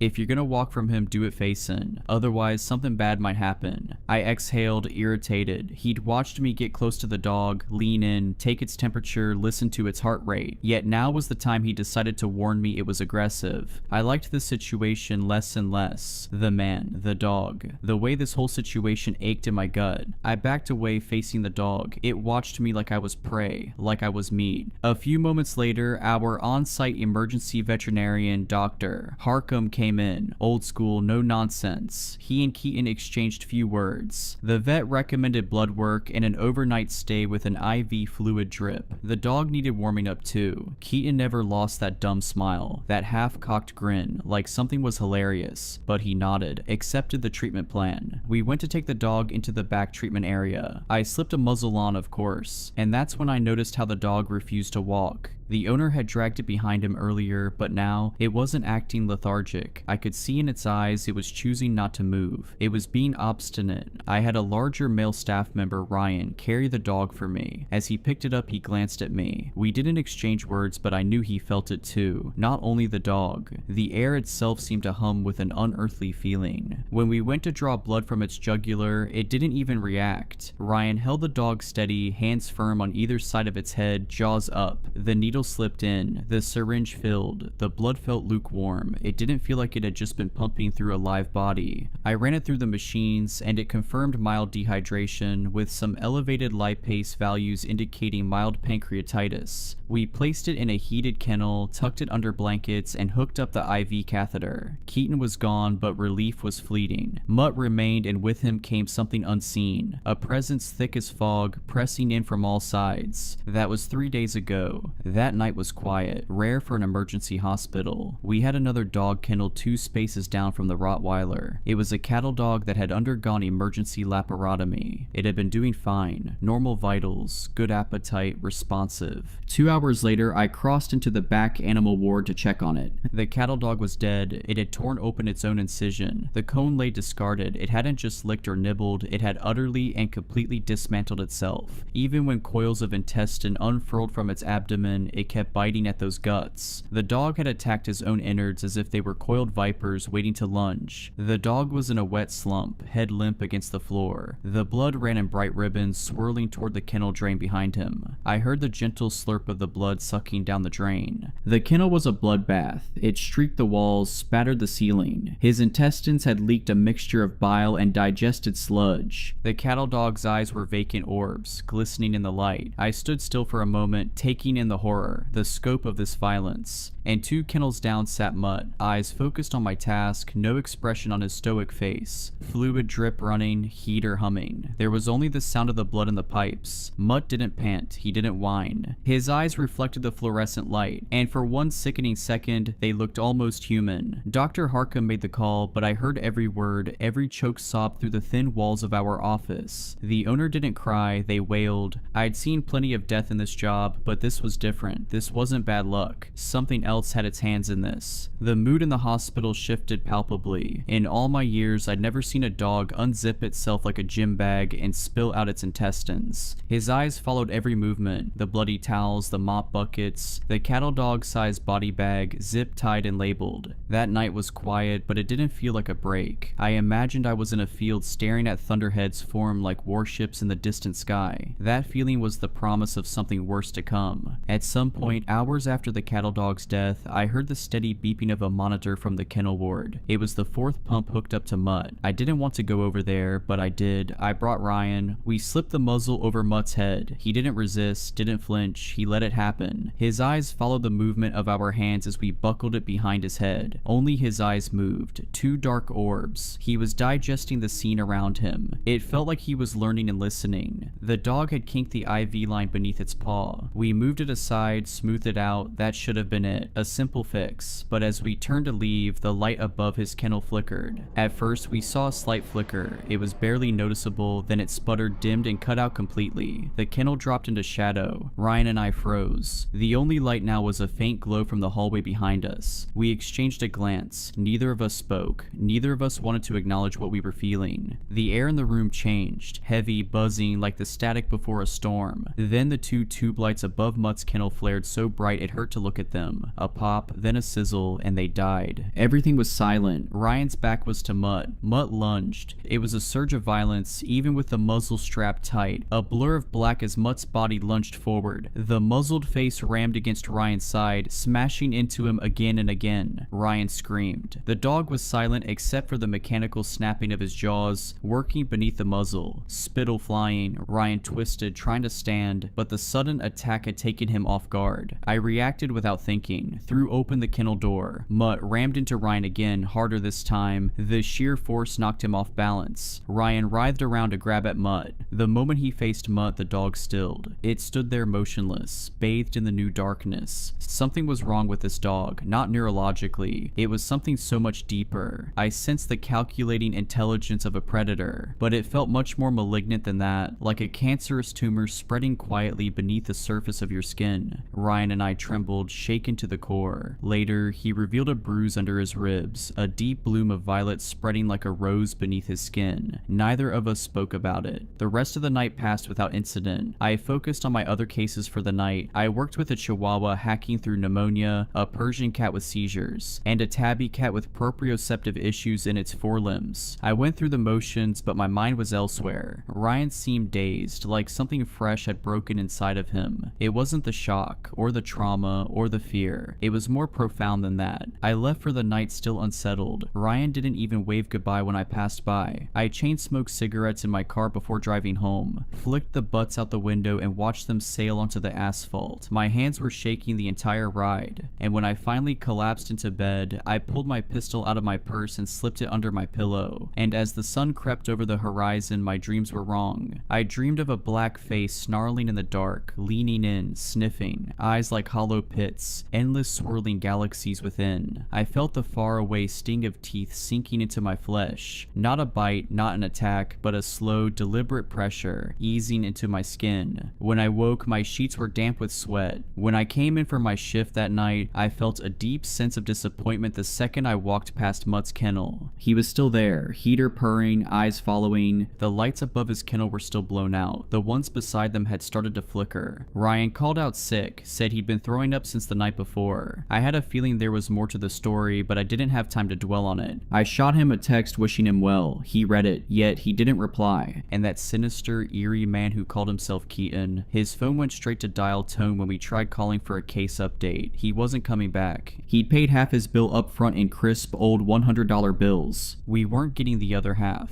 The night was busier. I told my manager we shouldn't put any other dogs in that ward, but we didn't have a choice. Our small animal ward was on the other side of the building, but for the larger dogs, they had to go there. We admitted a Great Dane with liver disease. There was nowhere else to put him, so I placed him in the kennel farthest from Mutt, 2 down from the cattle dog that had ripped itself apart. When I went back to check on them 10 minutes later, I stopped cold. Mutt's kennel was wide open. The latch was undone. The door swung open. He wasn't on fluids anymore. Someone must have taken him off. There was no beeping fluid pump, and there was no sign of how the door had opened by itself. This part of the facility was desolate this time of night. Mutt was sitting right at the threshold, slack-jawed and unblinking. I shut the kennel, latched it, and then I left the room. I returned with 2 plates of food. Immediately I felt nauseous. The kennel was wide open again. I hadn't heard a sound, hadn't seen the door move. The only way to unlatch these kennels is with hands, with opposable thumbs. I was certain no one had been back here while I grabbed the cans of food. I slammed it shut again, this time locking it with a makeshift carabiner clip. I slid 1 plate of food under each kennel. I gave low-fat wet food for the Dane and critical care wet food for Mutt. I was walking away when I heard it, a sound that froze me. Not a growl, not a whine. It sounded like someone trying to speak while gargling a mouthful of water, like a deep male voice gargling on words before spitting them out. It was the sound of a dog trying to talk. I turned. Mutt sat there, silent now. Something tingled in the air, a musical conductor guiding along an orchestra, because to my right the Dane had begun to cry. The Dane was the one making these ungodly noises. The Dane's plate of food lay spilled across the kennel floor. His hackles folded back. The Dane backpedaled until its body pressed against the far wall. I watched the Dane's gaze flicker up toward the ceiling. It became immediately apparent to me that the dog was feeling something, a deeply instinctual and inexplicable something. I knew it was feeling that way because I felt it too. When I reached for the kennel door, the crying stopped. The Dane's body trembled, then his whimpering changed. It deepened into a low, eerie sound like a tornado siren, changing in pitch and tone, high to low. Without warning, it stopped altogether. The dog went still, too still, gathering itself back to a normal pose. Then, all at once, the Dane began attacking his own leg. Not chewing, not licking, ripping, breaking. These were deep, pulverizing bites. Bone audibly cracked in the echo of the cavernous hallway. Blood spattered the kennel floor. It wasn't a dog in pain. It wasn't a dog in distress. It was something else. This dog was destroying itself with purpose. I couldn't go in there. If I did, he'd likely redirect this aggression onto me. He would send me to the hospital if I tried to intervene. I turned and ran, shouting for help as I sprinted through the clinic. Dr. Harcum and 2 other techs, Angie and Denise, came rushing out of an exam room, the hallway filling with the sound of my frantic screaming. I grabbed a rabies catch pole and beat them back to the kennels. The Dane was still biting, not a rabid and frothing frenzy, but instead an oddly calm and intentional one. The flesh of its leg hung in shredded tatters, tendon, and the suggestion of bone beneath. Blood spurted like pulsing shots from a water gun in rhythm with its heartbeats. I slipped open the kennel door and looped the catch pole around its neck, tightening it hard. In a wrenching movement, I maneuvered its head enough to stop it from lunging at its own body. It snapped at the air, frantic, without even a hint of pain or emotion behind it. Then it latched onto the metal pole, not out of panic, not out of rage, out of a bizarre corruption of instinct. The sound was unbearable, teeth breaking against metal, splintering, shattering. The flesh of its leg was gone, a ragged mess of meat exposed to the air that flapped as it chewed at the metal. I saw part of a fractured canine fall out of its mouth. The catch pole was bloody, dented, but holding firm, withstanding each powerful bite directed at it. The dog was weakening by the time Dr. Harcum arrived, slumping over in the drenched puddle of its own blood. By the time we managed to inject a sedative, it was too late. The blood loss was too severe. The Dane collapsed to the floor, body twitching, biting at the air. It wound down like a toy with dying batteries, its eyes glazing over before going limp.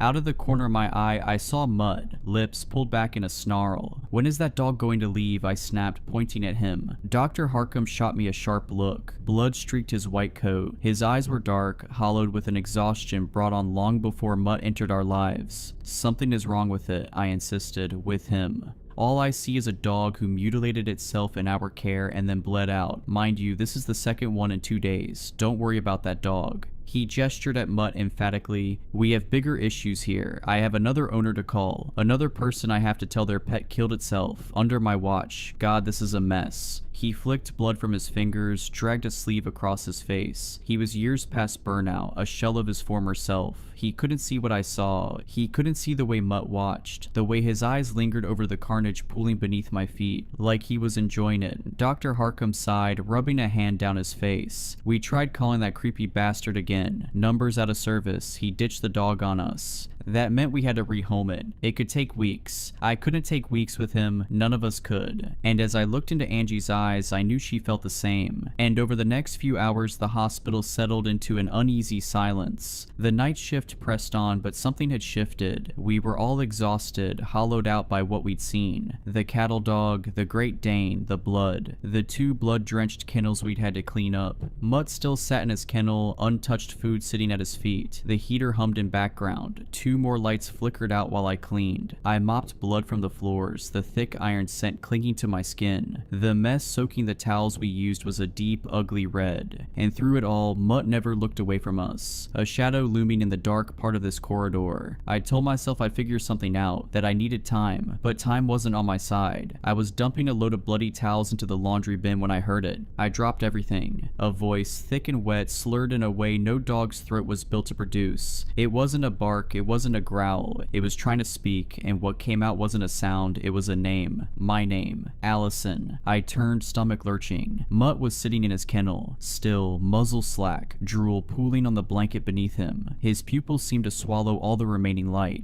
I couldn't move. My brain was trying to rationalize it, trying to shove what I had heard into a box of normalcy. Maybe I'd misheard it. Maybe it was the pipes or a monitor. Then the stench of rot hit my nose like a sniff of smelling salts. It was not the usual smell of the hospital, not the faint antiseptic and animal musk that always clung to the air. This was meat left in the sink for weeks. This was something dead wedged into the unseen cracks of the world. It was a volatile and overpowering scent consuming anything else in the room. And I realized then that the smell I'd caught when Keaton first walked into the lobby, that greasy, putrid stench, it hadn't been him, it had been Mutt all along. I felt a desire deep in my core to run, and so I did. I scooped up the blankets off the floor, shoved them into the laundry bin, and bolted. My hand shook as I crammed the lid shut. My pulse was a hammer in my ears. Don't turn your back on it. The memory of Keaton's words crawled down my spine like a cold hand. He's acting possessed. I knew what Mutt had tried to do to Ryan. I knew what he wanted to do to me. And now I knew I wasn't waiting for him to act. I was going to kill him. I kept my head down the rest of the shift, biding my time. My mind wasn't on the cases I took. I worked on autopilot. I went through the motions, but my body was moving leaving without me, and when I got a moment alone, I pulled up 20 milliliters of pentobarbital sodium and phenytoin sodium solution. It's a medication called Euthasol. In other words, it's that sparkling pink liquid we in the veterinary field use to put animals down. I drew up enough of the stuff to kill a dog twice Mutt's size. There'd be a discrepancy in the controlled substance log, but I could smooth it out over the next few weeks. A couple of slightly higher doses given on euthanasia cases. If I logged these with enough time between them, I was confident no one would notice. I locked the cabinet, slid the syringe into my pants pocket. By doing this, I was committing a crime, breaking DEA laws. I could lose my license, my career, even end up in jail. But deep in my bones, I knew one thing for certain. That thing in the kennel, whatever it was, it needed to die. The next morning when I arrived for my shift, the hospital was heavy with grief. Everyone was crying because it turned out Ryan was dead. He'd taken his own life in his trailer sometime after leaving work. No details, no explanation. He was there one day, then he was gone the next. The police had come by to inform us. They didn't stay long, didn't need to. I knew then. Ryan's death cemented what I had to do in my mind. I couldn't wait until another dog was placed in those kennels, until another staff member was pushed over the edge. So I worked through the grief, through the horror, pushing it all into a place I'd deal with later. I waited for the right moment, a lull between shift changes. When staffing was light, I approached Mutt's kennel. He cocked his head, his eyes tracking my movements. He looked almost expectant. I opened the kennel door and slid the muzzle over his face. My hands moved with a sharpness I hadn't felt before. I yanked the straps too tight, a bit of malice in my actions. My pulse was steady. I held Mutt's paw, feeling for the vein, my other hand already slipping the needle beneath the skin. The syringe in my palm felt hot. I pushed the plunger, forcing the thick pink liquid into his vein. It was a heavy dose, too much for even the largest dog, but I pushed every last drop. Normally, euthanasia is instant. A body slumps, the muscles relax, and life fades like a deep exhale. Their eyes stay open, but they flood with vacancy. Mutt didn't move. His chest still rose and fell in a slow, steady rhythm. His muscles remained locked, rigid. His pupils, wide and black, never left mine. This dose should have ended him. This dog should be dead. The hallway lights flickered. One by one, the bulbs sizzled out, plunging the kennel ward into a profound darkness. The air thickened, heavy with the weight of something unseen. The heater shuddered to a stop. The only glow now came from the exit sign at the far end of the hall, casting a weak green wash over the kennels. The shadows seemed to twist and dance around me. I felt adhered to the spot, unable to move. The door to the kennel slammed shut behind me. My breath hitched. The silence was absolute now, only interspersed with the slow, wet rasp of Mutt's breathing. I could feel him in the dark, the weight of his presence gnawing at the air. The voice came from before me, deep into the churning pool of shadows further back into the kennel. A sound like vocal cords cut like strings and hidden beneath a mound of scar tissue. A broken, misshapen mouth trying to shape words. The vowels stretched, dripping with something slick and inhuman. My stomach lurched. I reached for the latch, fingers fumbling, but my hands were slick with sweat. My breathing was too loud. The darkness pressed in. The rot smell thickened, crawling up my throat. Then I felt it. A cold, dead hand closed around my ankle. I choked on a scream. My body jolted as something gripped me. Those jagged fingernails pressed against the fabric of my scrub pants. The air rippled in an electric wash. The sensation of static snapped against my skin. I turned in a single heaving motion and I ran. The kennel door gave way beneath my shoulder and I burst into the hallway, feet pounding against the tile. Behind me, I heard the kennel door smash open. The sound of paws, heavy and fast, hitting the ground. He was coming. I sprinted blindly through the dark, running my fingers along the wall as I searched for the end of the hallway. When I reached it, my fingers scraped against the smooth wood. For a time, completely unable to find a knob, a latch, my fingers graced only an endless surface. Paws pounded closer behind me. I swear I heard more than one set of them. It almost sounded like a quiet herd. There was no growling, no snarling, no warning. Just the rush of movement in the dark. A silent freight train barreling toward me. So I spun, pressing my back against the door. The darkness beyond was absolute, thick and suffocating. The emergency exit sign glowed faint above me, swallowing the building in a weak neon glow. The slap of paws on tile stopped, and I saw the faint outline of a hunched beast. a panther crouched behind brush seeking out its prey. Breathing filled the void, slow, wet, and thick with malice. Then a whisper of movement so close I felt the air shift around my face. I turned and bolted down the hall. Instinct drove me forwards without thought or plan. My body simply moved on its own accord. I reached my locker, yanked it open, hands scrambling for my purse. The air shifted, a weight pressed close. I felt it before I saw it, a swirling black hole yawning open behind me. My fingers closed around cold metal, the grip of my handgun. I turned and I raised the barrel towards the faint figure I could make out in the darkness, and I fired. The first shot lit up the hall like a camera flash. In that brief flicker, I saw him, that snarling grin. The second shot, the third. His body jerked, but he didn't fall. My ears buzzed with each concussive shot. In the green shimmer of the exit sign, I saw that his lips were still curled back in that awful rictus. The sixth and final shot hit its mark. The left side of his skull caved inward, the muzzle of his face blown apart where the bullet had exited. Even in the thin light, I saw how his jaw sagged open, how that tongue flopped out limp, and even as he fell, his head twitched. A violent, unnatural snap of movement. A thick, wet pop echoed. He swayed, then finally, he collapsed in a heap all at once. I stood there, gun trembling in my hands, ears ringing. The darkness still pulsed around me, thick and heavy, pressing in from all sides. Then footsteps, shouts, voices. Someone grabbed my arm, yanking me back. The lights flickered, buzzed, then flared back to life, and for the first time I saw what I had done. One shot had buried itself in the tile, the rest had hit him. Mutt lay on his side, his head a ruin of blood and bone. His chest rose once, twice, then he went still. The bite muzzle was missing. He must have pulled it off somewhere during the chase. I didn't move. The hospital swarmed with police. I don't know who called them or when, but they arrived fast. A slew of questions. I registered almost nothing in my haze. They took me into the back office, my hands still shaking, my ears still filled with phantom echoes. I knew exactly what I had to say. I knew how to frame it. Self-defense. My uncle Philip was a defense attorney. He talked shop often with me on our fishing trip outings together, so I knew a little more than I let on, and I managed to play my part well, and so the police let me go. We wrapped, bagged, and stuffed Mutt in the freezer, awaiting cremation, and I took time off work, spent a few days in silence, trying to erase the memory of that voice, tried to ignore that palpable sound of my name in some twisted, malformed mouth. As you likely imagined, it didn't work. The phone rang on the morning of my scheduled return to work. It was a blocked number. Part of me knew the call was coming, as irrational as that sounds, and so I answered. Slow, shaky breathing filled the line. Then he began to laugh, like everything that had happened to me was a hilarious joke. Low, drawling, thick with something I couldn't name. Maybe it was a mouthful of tobacco chew. "You shouldn't have killed it, little lady. Keaton." His voice slithered through the speaker, curling like a snake around my spine. His laughter built, rising, filling the silence. "You've gone and made things so much worse." And as the laughing turned into hollering, the line clicked dead. I sat there, phone pressed to my ear, staring up at nothing. His words weighing down the air. Gone and made things so much worse. My first thought was confusion. How did he get my number? My second thought was frantic. Those words struck a chord deep inside my marrow. He said I'd made things worse. And for some reason, deep in the pit of my soul, I believed him. It started with a dog, or rather something wearing a dog's skin. I thought I was doing the right thing when I put it down, but now something far worse is stalking me. I had to clean up a few things first. The worst of it was the youth assault I used on Mutt. On my first day back, I staged an accident. I dropped the bottle and let it shatter across the floor. It complicated the logs, but it worked. I'm not proud of it. You shouldn't be either, but at the time, it felt like the only option. I was wrong. My first day back after a hiatus at home, I noticed that Mutt was still in the freezer. His frozen paws had torn through the tough plastic bag, carving grooves into the ice crystals, growing like miniature spears along the inside of our freezer. I didn't tell anyone his body had moved. That sick feeling rose in my chest again as I stuffed him into 3 more layers of bags. If you aren't familiar with the bags we in the veterinary field use after pets pass away, they're made from high-density polyethylene or polyvinyl chloride. They're tough, thicker than sin. It's uncommon for paws to break through the plastic, but Mutt was never ordinary. I think it was a final screw you, and well, right back at you, Mutt. Since Keaton wasn't picking up the tab, I offered to cover the cremation costs. I wanted those ashes in an urn. For some reason that felt important, something bigger than myself, something I couldn't explain. I didn't feel relieved when they hauled Mutt's body bag away with the 2 other dogs I'm convinced died because of him. I kept hearing Keaton's words ringing in my ears. "You've gone and made things so much worse." His southern molasses drawl, mocking, laughing, a sick bastard. The clinic seemed to calm down at first, at least for a couple of days. I began to relax. Angie, my coworker and friend, approached me. "Did you hear how Ryan did it?"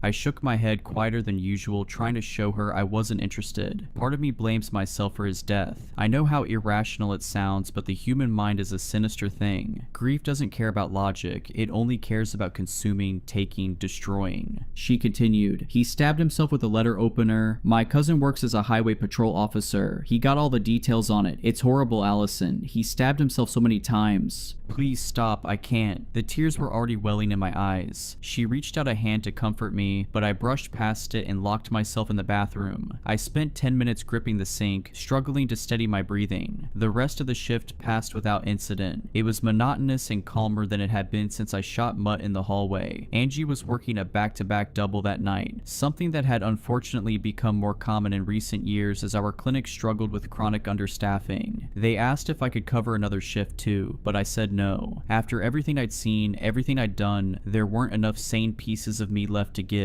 That night, I settled into bed, my gun tucked under my pillow. The trailer was quiet, just the sound of wind outside, a high-pitched whooshing that rattled the walls every so often, but I found it almost soothing. As I lay there, closing my eyes, I saw it, a snarling, statuesque black Rottweiler, eyes like 2 bottomless pits. He moved through the trailer toward me, his presence a creeping weight in the dark. Then I looked down. Instead of paws, he had 4 pale hands, their flesh blending seamlessly into the black fur of his limbs. He strode forward. I couldn't move. Every muscle in my body locked up, frozen in place as he slunk beneath the foot of my bed. I tried to open my eyes to wake up from the nightmare, but they were open, and I wasn't sleeping. A hand rose over the mattress edge, another followed. I felt the weight of them press down, the mattress sinking beneath an unseen force. It felt so real, too real. Then the snout emerged, slow and deliberate, rising above the sheets like a shark breaking the surface of the ocean. It drained the room of anything good, anything right. Only the ache of loneliness remained, a gnawing darkness spreading through me. I felt like I was sinking into a bottomless pit, falling endlessly. The stench of rotten meat filled my nostrils. The grinning maw loomed inches from my lips. Eyes burned into mine, wide and unblinking. A string of drool pressed against the skin of my neck. The mouth began to open, yawning. Each serrated edge gleamed in the moonlight, lining the jaws in jagged, overlapping rows. The clicking of bone filled the silence as the jaw pried open past natural limits, tendons slipping and joints straining. It kept widening, the gaping maw stretching farther than anything human or animal should be able to. Hot, damp breath washed over my face. My teeth clenched. The mouth inched forward, slow and deliberate, savoring the moment. Every nerve in my body screamed to move, to fight, but I was frozen, paralyzed beneath the weight of its presence. The gaping maw hovered inches above my face, the serrated edges of its jaws twitching in anticipation. I could see the glistening sinew stretching as the jaws prepared to snap shut, feeling the unbearable heat of its breath seeping into my skin. A low guttural growl rumbled from deep within its throat, vibrating through the mattress, through me. My pulse pounded against my temples, drowning out everything but the sound of that grinding, clicking jaw. Then my phone rang. The sudden chime shattered the moment, a blinding flash of light flooding the room. The weight lifted in an instant. The monstrous shape dissolved like mist, vanishing into the shadows as if it had never been there. I was moving before I realized it, gasping for air, clutching my chest. My heart hammered within me like the hooves of a war horse, my limbs trembling as I scrambled upright, searching the darkness for any lingering sign that it had truly gone. Had I experienced sleep paralysis, something worse? I heard my trailer door slam shut. I picked up the phone and flicked on the lamp by my bed. I heard a loud wailing siren and the sound of wind on the other line. My eyes were too blurry with tears to read the contact name. "Oh, Allison, check the news." It was Dr. Harcum. He sounded out of breath. I grabbed my remote and flicked on the television and thumbed it to a local news station. Dr. Harcum breathed heavy in the background. "We are here on the scene of what is now suspected to be an incident of arson. Firefighters struggled to put out the blaze, although they stopped it from spreading to nearby buildings. I felt the world glaze over. I watched a team of yellow-clad firefighters picking through the cinders of my old workplace. God, half the roof was slumped in. The place was licked with flames. I recognized little pieces of a much larger puzzle, smashed and burned. I still clutched the phone to my head as I watched the firefighters pick through the ruins of an intimate part of my life. It was gone, just like Ryan. Angie, she didn't make it out. Dr. Harcum choked out a sob. A man who I'd worked with for years and had never seen shed a tear before began sobbing on the other line. This was a 60-something ranching vet who didn't take crap from anyone, a man carved out of the New Mexico dirt, tougher than the rest of us, and he was crying. I steeled myself, choking back my tears. Angie had been a friend, closer than Ryan. She'd burned to death in that building. What happened? Tell me everything, I said, forcing down the swell of emotion. I think it was that creepy guy, that blonde guy Keaton. We were working the shift when a container of gasoline with a lit rag was tossed through the back window into the doctor's office. It engulfed the place in flames in seconds. We lost some patients too. His voice wavered, struggling to stay steady. I don't know who would do that. Why? What did we ever do to that inbred piece of crap? So senseless. God, I told the police everything. This was beyond them, beyond what the police could understand. I'd sound insane if I told them everything. Even after I'd blown Mutt's jaw apart, I had omitted so much from my statement. Keaton didn't need a motive. He felt like it was ancient, a force of chaos that existed only to sow pain and reap a harvest of blood. He didn't need a reason, Doc, not to drop off that monster, not to burn down our clinic. He wanted us to suffer. He wanted to watch us die. Dr. Harcum was silent for a moment, my words hitting him like a blow. I have to go, he finally said. The police need a more detailed statement. Be safe, Allison. The line went dead. Another victim. Angie. Gone. Another life swallowed by the plague of tragedy I couldn't begin to understand. My hand trembled, not only from the horror of what I'd experienced, but from the weight of everything I'd lost. From the thought of Ryan's brutal self-destruction. Some creeping apocalypse had wandered into my life, and it was clear now it intended to stay. I couldn't sleep again. I didn't even try. My phone buzzed with texts from friends, family. One missed call stood out. My old friend Joe. Navajo Joe we used to call him, always with a grin. He just laughed, that handsome, tough son of a gun. I should have called them all back immediately, but I had other more pressing things to do first. I gathered my belongings, flipped open the cylinder of my revolver, and loaded a cartridge into each chamber. The compact 9mm felt solid in my grip, its matte finish worn smooth from years of use. Despite its small frame, the steel carried weight, reassuring and steady. I tossed a couple of ammo boxes into my purse, the rounds light but lethal, their copper-jacketed tips catching the dim glow of my bedside lamp. From the top of my cabinets, I pulled down an old wooden cigar box. Inside was a couple $1,000s I'd stashed away for emergencies. If this wasn't an emergency, I didn't know what was. I sat on the porch of my trailer, a cigarette pinched between my fingers, watching the sun claw its way over the horizon. Smoke curled into the air, twisting in the breeze, vanishing into nothing. By the time morning fully arrived, I'd burned through the whole pack. I checked my watch. The crematorium would be opening soon. They'd taken Mutt's body a couple of days ago. I needed to convince them to put Mutt at the top of the cremation list. My old Buick truck started with a low rumble, the engine purring to life. A gift from my late father, it had been his pride and joy. I reached up to adjust the rearview mirror and froze. A spiked black collar hung from it, tags jingling softly as I brushed against them. Mutt.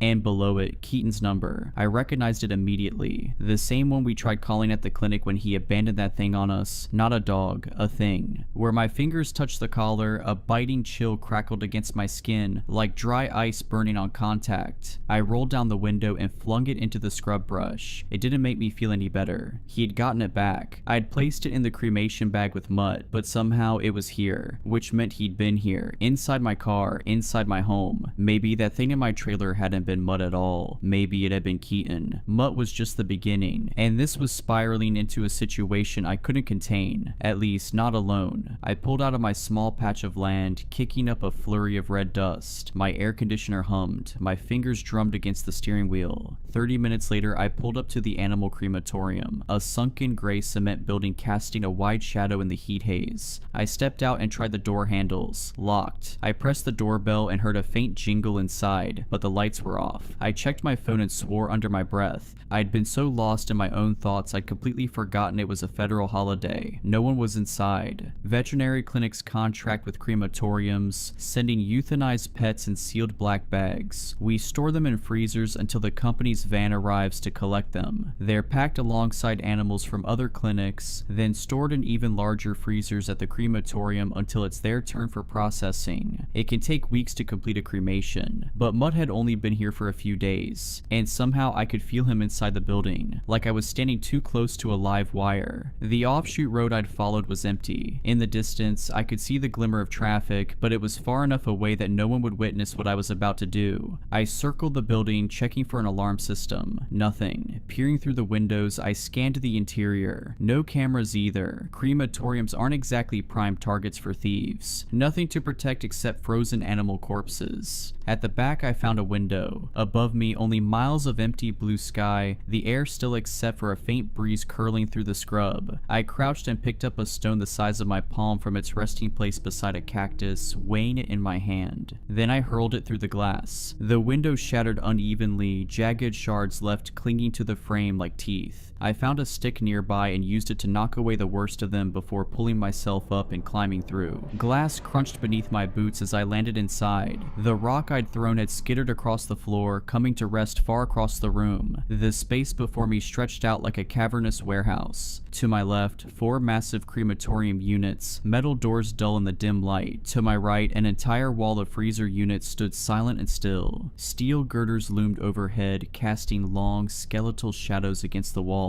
It felt like I had walked into a place I wasn't meant to be, like intruding in a place that had been waiting for me. The silence wrapped around me, thick and uncertain. My heartbeat thumped against my ribs, steady but insistent, like a distant war drum. Behind me, the wind whistled through the broken window. Then the smell hit me. The thick, sickly stench of rot, like a corpse left too long in the sun, its hollowed skin splitting open, brimming with writhing black flies. The air crackled with the sound of unseen maggots popping and shifting. A sudden thump made me jerk toward the freezers. One of the lids lifted, then fell with a hollow clunk. I watched, my breath caught in my throat as the white top rose and dropped again, like a mouth opening and closing. Then another freezer began knocking against itself, and another. Then they all started. The sound grew into a chaotic, discordant symphony. The freezers shuddered, vibrating against the floor, scraping and twisting from their original positions. Then, all at once, the room fell still. Silence dawned. Then, with a deafening crash, the first freezer that had started thumping was hurled 10 feet across the floor. It flipped onto its side, metal screeching as it scraped across the concrete, body bags spilling from the burst seam. It slammed into one of the crematorium units, the impact tearing the freezer door clean off. The lid skidded across the floor, crashing into the wall with a metallic clang, and in the middle of the wreckage lay the triple-bag corpse I recognized all too well, Mutt. His body was rigid, frozen stiff inside the thick layers of plastic. The paws pressed outward, twitching. I heard bones grinding, joints twisting, the sickening sound of something forcing itself to move when it shouldn't. The stiff limbs pushed against the plastic like a baby kicking from inside the womb. I felt eyes on me, burning pupils watching from behind. Shadows stretched and shifted in my periphery, but I couldn't take my gaze off the thing in front of me. The dog I had shot, the one with the caved-in skull, the one I had pumped full of euthanasia solution, the one that had been locked in a freezer for days. I spotted a square point shovel leaning against one of the cremation units, caked in ash. I grabbed it, feeling the rough handle bite into my palm, and charged forward. I swung it down with all the force I could muster. The first strike split the thick plastic, sending frozen chunks of flesh spraying across the floor. Mutt's ruined head tumbled free. His frost-glazed eyes caught the dim light, and his shattered lower jaw smacked against the concrete, twitching. It was too frozen to bite, too stiff to do anything but thrash in mindless, spasmodic movements. My pulse thundered in my ears. The wind outside howled through the broken window, its pitch rising into something shrill, almost human. The shadows behind me deepened. I swung again. The shovel blade carved through tendons, severing the spine at the neck. The paws inside the torn body bag spasmed, clawing at nothing. I kept going, hacking away at the frozen flesh until the head detached completely with a final sickening crunch. The wind howled louder, but I could sense that it wasn't only the wind behind me anymore. I turned. Keaton. He loomed in the broken window, impossibly tall, his body twisted to fit through the jagged frame. One hand gripped the windowsill, fingers digging into the crumbling concrete, the other obscured in the shadows. His filthy blonde hair hung limp over a face that wasn't quite human. His neck stretched forward, grotesquely elongated, the vertebrae bulging beneath thin, sallow skin. It didn't just extend, it coiled, folding over itself like an accordion, fluid yet wrong in every conceivable way. The angle of it made my stomach twist. His eyes were red, raw, pools of blood where the whites should have been, and they pinned me in place. The pupils were black, dull, the color of tarnished coins left to rot in the dirt. He inhaled, slow and deep, dragging in the air like he was tasting it, and then his lips split apart, curling into a grin that stretched too wide, splitting cheek to cheek as if his skin could barely contain it. His chest heaved, a silent laugh rippling through him, and his head, God, his head was so much closer than it should have been. His clicking, sinuous neck had stretched impossibly far into the room, casting a long, warped shadow that swallowed the space between us. Mutt's body writhed behind me, flopping against the concrete like a fish without a head. The sickening smacks echoed through the cavernous room, each one more desperate, more wrong. I backed away from Keaton, slow and deliberate, my pulse hammering in my ears. He didn't speak, he just breathed, deep and slow, savoring the moment, drinking in my fear like it was red wine. The wind whispered through the broken window, stirring the air between us. Then his other arm rose, unnatural in its movement, the elbow joint clicking as it bent at a disturbing angle. His hand curled around something, lifting it up like a prize. At first I couldn't make sense of it, a dark matted thing, limp and swaying slightly. Then I saw how his fingers had sunk into it. His middle and ring fingers were buried deep in gaping eye sockets. His thumbs screwed into the crown of the head like he was gripping a bowling ball. The realization hit me like the blare of a car horn on a pitch black road. Ahead, a human head. The jaw hung slack, twisting from side to side with every minute shift of Keaton's grip. Blood clung to the torn skin in slick, wet strands. I knew that face. Dr. Harkham. The breath hitched in my throat and I staggered back without thinking. A mistake. White-hot pain seared through my calf.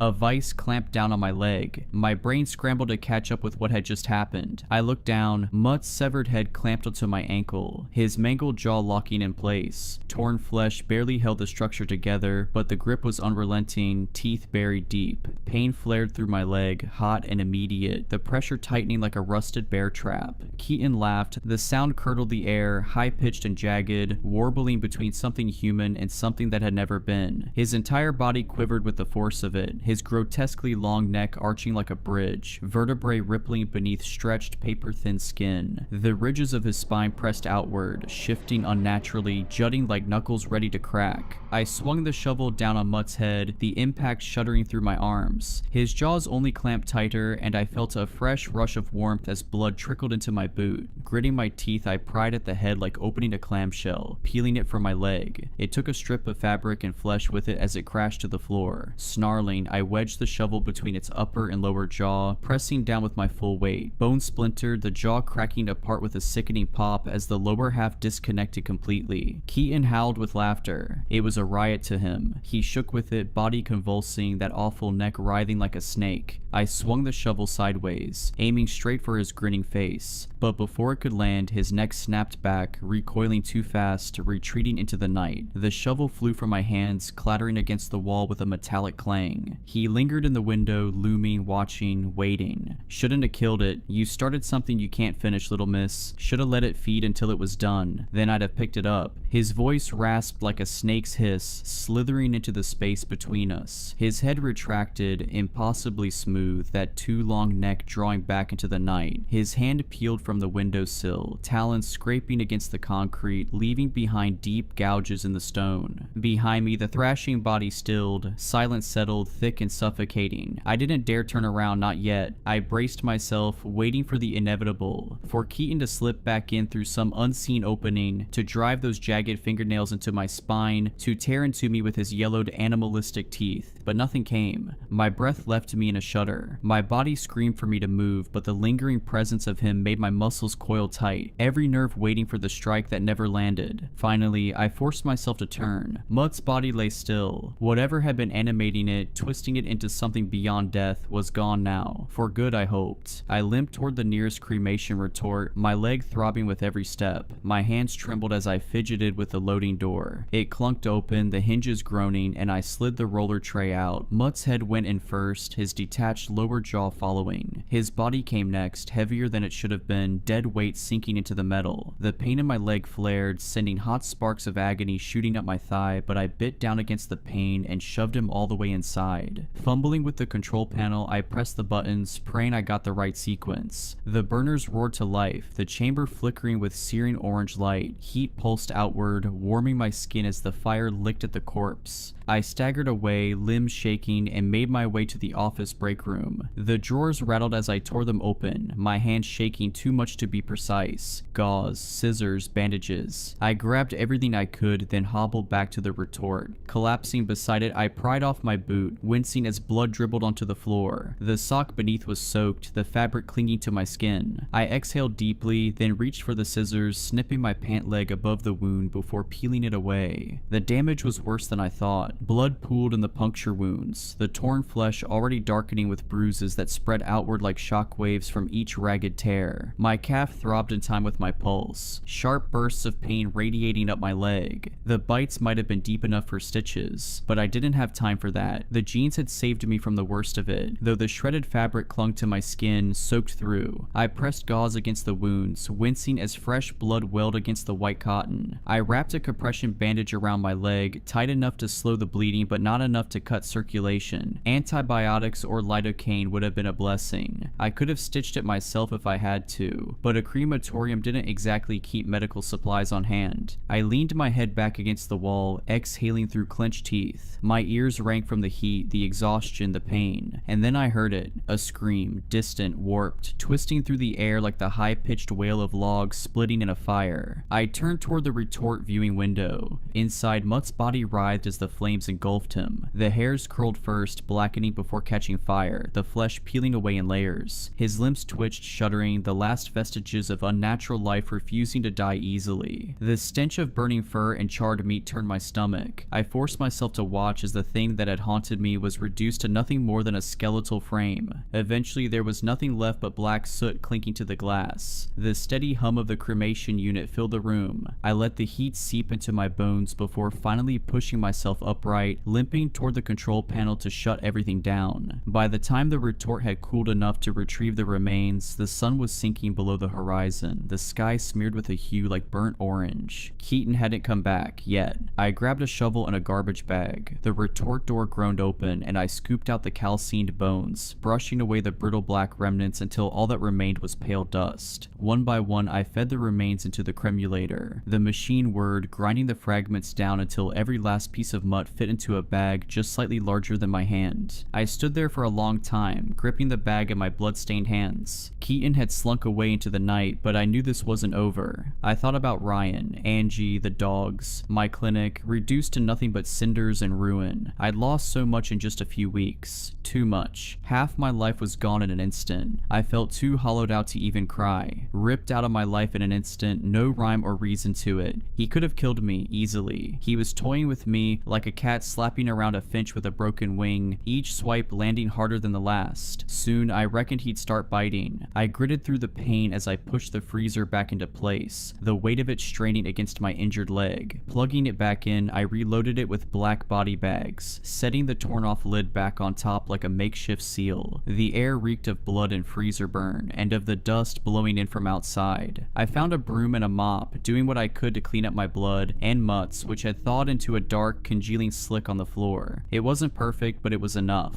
Stepping outside, I checked both ways. Nothing but dirt and desert weeds stretching into the distance. The silence out here wasn't comforting. It was heavy, pressing down like a held breath. The dread never left. Sliding into my car, I turned the key. The engine rumbled to life, a sound that grounded me, if only for a moment. I set Mutt's bag of ashes on the passenger seat, staring at it like it might start moving again. Then I saw something in the footwell, something round, hollow sockets where fingers had pressed deep and firm. Dr. Harcum's head, a parting gift. Bile rose in my throat, but I swallowed it back, forcing my breathing steady. I'd had a tough life growing up. I knew how to push things down, bury them deep. I grabbed an old jacket from the back seat and tossed it over the round heap. At least I didn't have to look at him like that anymore. Then I did the only thing I could do. I called the one person who might be able to do something about this. The only one who might be able to pull me from the riptide I was drowning in. Joe, my buddy from high school. I hadn't talked to him in years, but I'd missed his call this morning. That had to mean something. The dirt road stretched toward the main highway as I drove, my hands gripping the wheel tighter than they needed to. He picked up on the second ring. Allison, thank God. Tears welled at the corners of my eyes. God, Joe, it's been so long.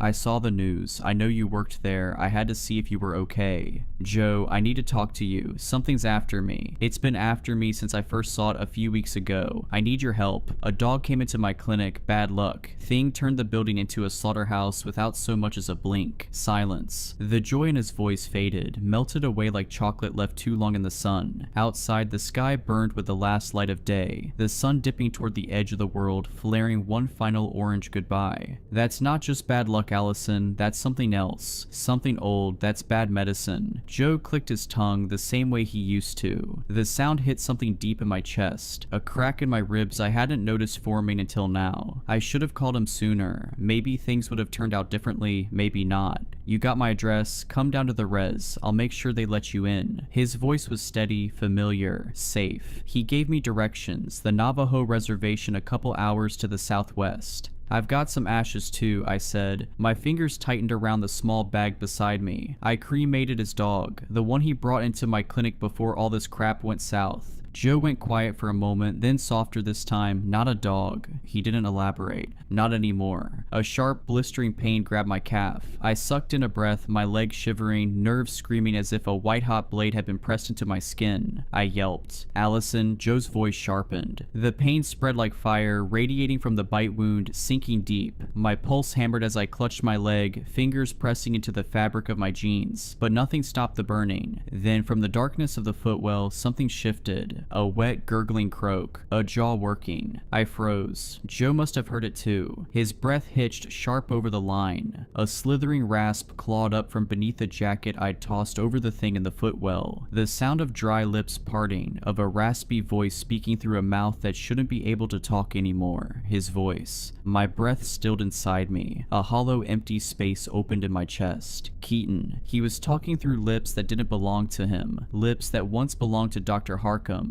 The weight of his amusement pressed down on me, thick and choking. A grin curled in the dark, unseen but felt. The voice slithered through, dripping with something close to excitement beneath the folds of my jacket on the floor. Slightly muffled but clear enough to hear. I'm really starting to enjoy this game. I drove away from that animal crematorium in a blaze of rubber. No other cars were outside, so I have no idea how Keaton had gotten there. Did he walk? I never heard a car idling or an engine starting up. The sun had set, and that made me feel a deep, seething sense of unease, like the miles of surrounding red rock and highway were out to get me, out to hurt me. Dr. Harcum's head still rolled around beneath my jacket, but the ventriloquism act had stopped. I should have tossed him out into the desert, but that didn't feel right. A man who I'd worked with and grown to care about. He had a temper, but so did I. That's why we meshed. God, his poor wife, his poor kids. I felt like Joe might know what to do with the severed head sitting in my passenger footwell. Joe had tried to call back, but I didn't pick up. I had a sneaking suspicion that Keaton was listening through Dr. Harcum's ears. I drove along a cut of dusty road for almost an hour before I saw a rest stop. I saw the needle crawling towards empty on my gas gauge. I didn't want to stop, but I had no choice if I wanted to make it to the res. I pulled off the highway and saw an old pump stop that was desolate. A single produce semi-truck sat in the parking lot near the diesel pumps. The overhang lights looked like an oasis in a sea of dull black pitch. I settled into a pump and tossed a few more items of clothing down on top of where Dr. Harcum's head stayed. I heard a low chuffing sound beneath the layers of fabric. I ignored it. I needed to focus, to observe my surroundings. I stuffed Mutt's ashes into my purse alongside my pistol. I passed by a grizzled, overweight trucker sitting in his driver's seat, watching me cross the sidewalk.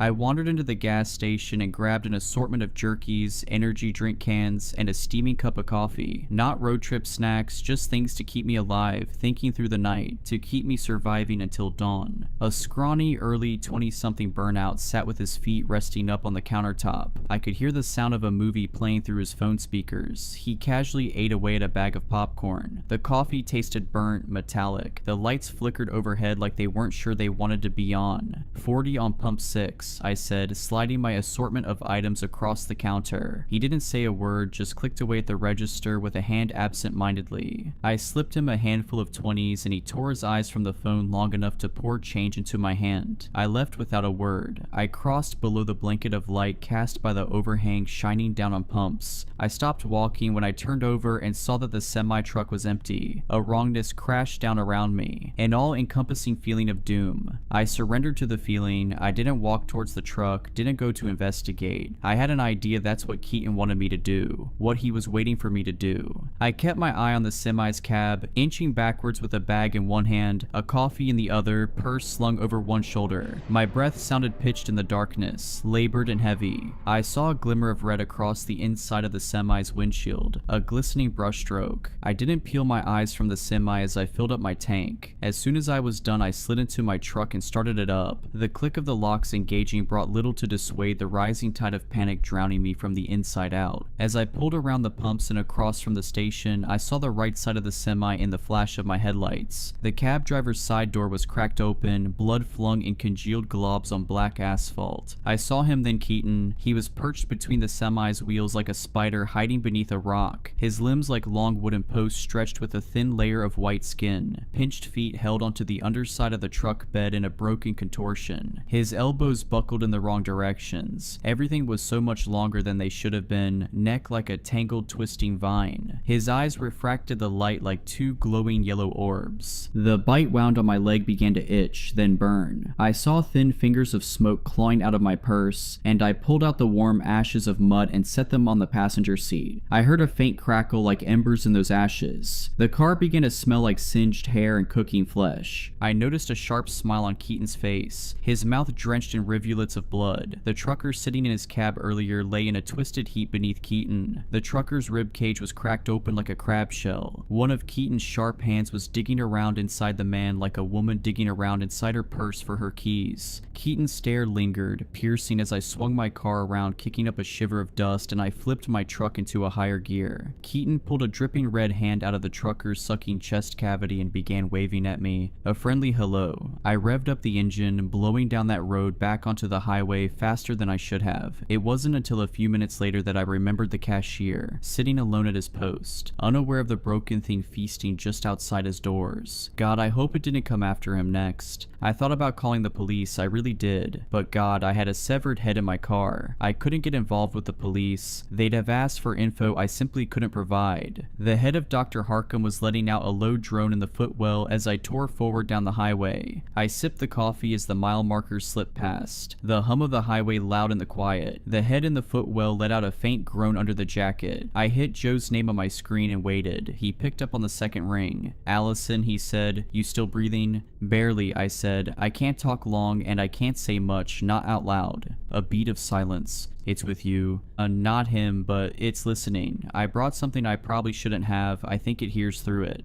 Alright, Joe said, calm but clipped. Just talk around it. I can follow. I'm heading your way. Should hit the basin in a couple hours, give or take. We're setting up now, he said. Called in a medicine man named Despa. He knows that old stuff. Said what you told me last time was a bad shadow. Said that thing you shot might have been a mask, not a real dog. It wasn't a dog, I said, my voice wavering just a hint. Joe exhaled through his nose. I could picture him standing outside his truck, wind tugging at his sleeves, oiled gator skin boots kicking at the weeds. We set the line near the arroyos. You'll see it before the road curves west. Cedar, ash, pollen. Despa's been blessing it himself. That thing steps through, it'll feel it, might even stop it. I'll drive through, I'll lead it in. He paused. You sure it's still behind you? No, I said. I'm not sure of anything, except it's not done with me. His voice dropped. Allison, if that doesn't work, we've got a backup plan. If it follows past the ridge, lead it to the trailer up on the hill. It's mine. Go in, make sure it follows, then slip out the bathroom window and shut it behind you. Locks from the outside. You won't see anyone, but we'll be in position. My cousins are posted nearby. Despa will be with us. Good. Another silence passed between us, the kind that holds everything neither of us wanted to say. I don't know what this thing is, Joe, I said finally, but it's not a man, not anymore. I figured that much. I hate that I'm leading you into this, Joe. He chuckled. I'd do anything for you, Allie. Just hate it took something this awful for us to reconnect. I winced. I should have reached out sooner, but time has a way of slipping through your fingers. You sure your people are ready for this? No one's ready for something like that, but we've dealt with worse than dogs wearing skin. Joe, I felt a tear streak down my cheek. For the first time, it wasn't an unkindly shed tear. I know, just get here, we'll take care of it. I stared at the horizon where the last light had slipped away hours ago. The jacket and the footwell twitched and a low, warbling breath rattled through the fabric. Listening, clicking teeth together. Soon, I said, just keep the fire burning. I hung up, but the road stretched on for miles. I fought the pull of sleep, guzzling caffeine and chewing jerky to stay alert. I was flying toward a violent conclusion. Keaton felt drawn to me, like I was his muse and he the artist. Maybe it was because I killed Mutt, maybe something deeper, some unseen thread tying us together. He killed my friends and co-workers, he beheaded the vet I worked for, burned down the clinic, even murdered a trucker just to send me a message. This was more than cruelty. This was personal. A few miles out from the res, I saw a wash of blue and red lights behind me, followed by the chirp of a police siren. If my sanity were a spool of thread, it was unraveling fast. This night felt like a nightmare unfolding slowly, like a dress billowing on a clothesline. I pulled calmly to the side of the highway, though my heart thundered in my chest. I kept my hands on the steering wheel and stared into the rearview mirror. The officer approached from the right, walking the shoulder with caution. He came to the passenger window and motioned for me to roll it down. I did. License and registration, please, he said in an authoritative tone. Yes, 1 second, officer. My eyes dropped to the bundle of clothes on the floor, and I forced myself to look back up at the glove box. I pulled out some crumpled insurance paperwork and my registration, then grabbed my license from my purse and handed them all over. His face stayed blank, maybe a little annoyed. He had just started walking back to his cruiser when Dr. Harcum's head began to moan, a low, drawn-out sound that grew into a wail. My heart stopped. The mood shifted instantly. The officer turned, clicked on his flashlight, and swept the beam across the truck's interior. What is that noise? He asked, flashing the light across the dash, the seats, the floor. The beam settled on the lump in the passenger footwell. He reached down with a gloved hand. No, don't, please, I said, my voice cracking, panic blooming fast. If he found the head, Keaton would be the least of my problems. Be quiet, ma'am, he snapped. With 2 fingers, he peeled back the jackets, the dirty shirts, and the jeans. He gasped when he saw the head, eyeless, crusted in dried blood, the flesh writhing slightly, twitching on the floorboard. The head wailed louder now, 2 black, empty sockets staring up at him. Oh Lord have mercy, what the hell is this? His tone shifted again, this time to fury. Ma'am, step out of the vehicle now. I reached for my door handle and heard him unholster his sidearm with a sharp pop. His flashlight lit up the cabin like a searchlight, held steady in his left hand. In his right, he raised a sleek black pistol, his gloved fingers wrapped tight around the grip.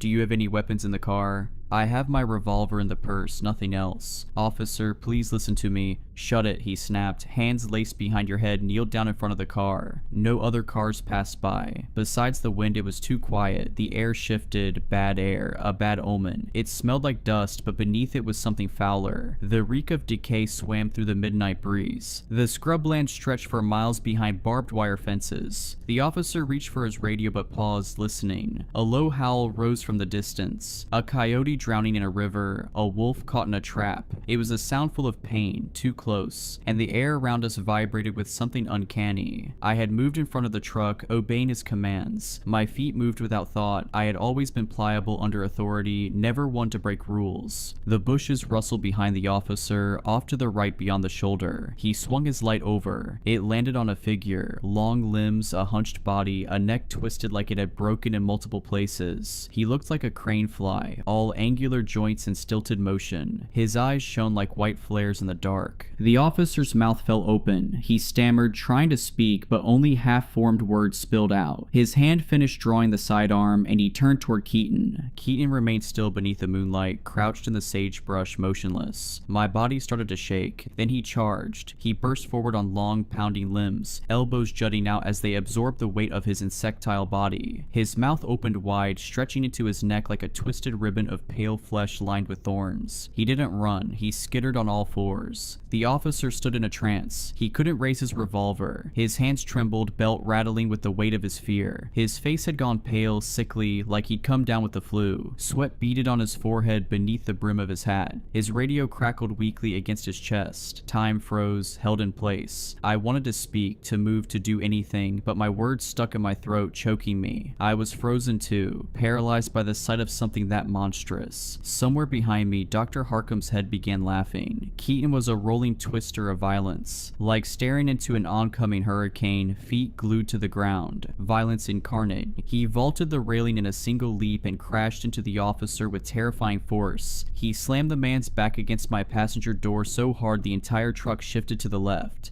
That broke my paralysis. I scrambled back into the truck and turned the key. My passenger window was still rolled down, and through it I saw the officer's limp body smashed against the door. His weight bent the metal with a few sharp, hollow pops. Keaton's jaw opened wide, stretching all the way to his throat, a mass of twisting yellow teeth. He was chewing through the officer's skull, tearing flesh, stripping it clean. The flashlight and pistol clattered to the pavement. Then Keaton's eyes came into view, slitted, swollen like two overripe grapes. A predator's eyes, empty, starving. I slammed the gas. The car lurched forward. Something on the officer's duty belt scraped against my paint. I felt a thud as both bodies tumbled off my truck and hit the pavement behind me. In the rear view, I saw Keaton's naked body wrapped around the officer, limbs grasping and tearing. His skin crawled with motion, like the organs inside him were alive and shifting. The flashing lights from the squad car bathed them both in red and blue. One of the cops' boots rolled into the road, its laces dragging behind like it was trying to crawl away without him. Keaton paused, then began pulling the corpse behind him, dragging it like a child pulling along a favorite blanket. When I was a few yards away, Keaton snapped his head sideways at a breakneck speed.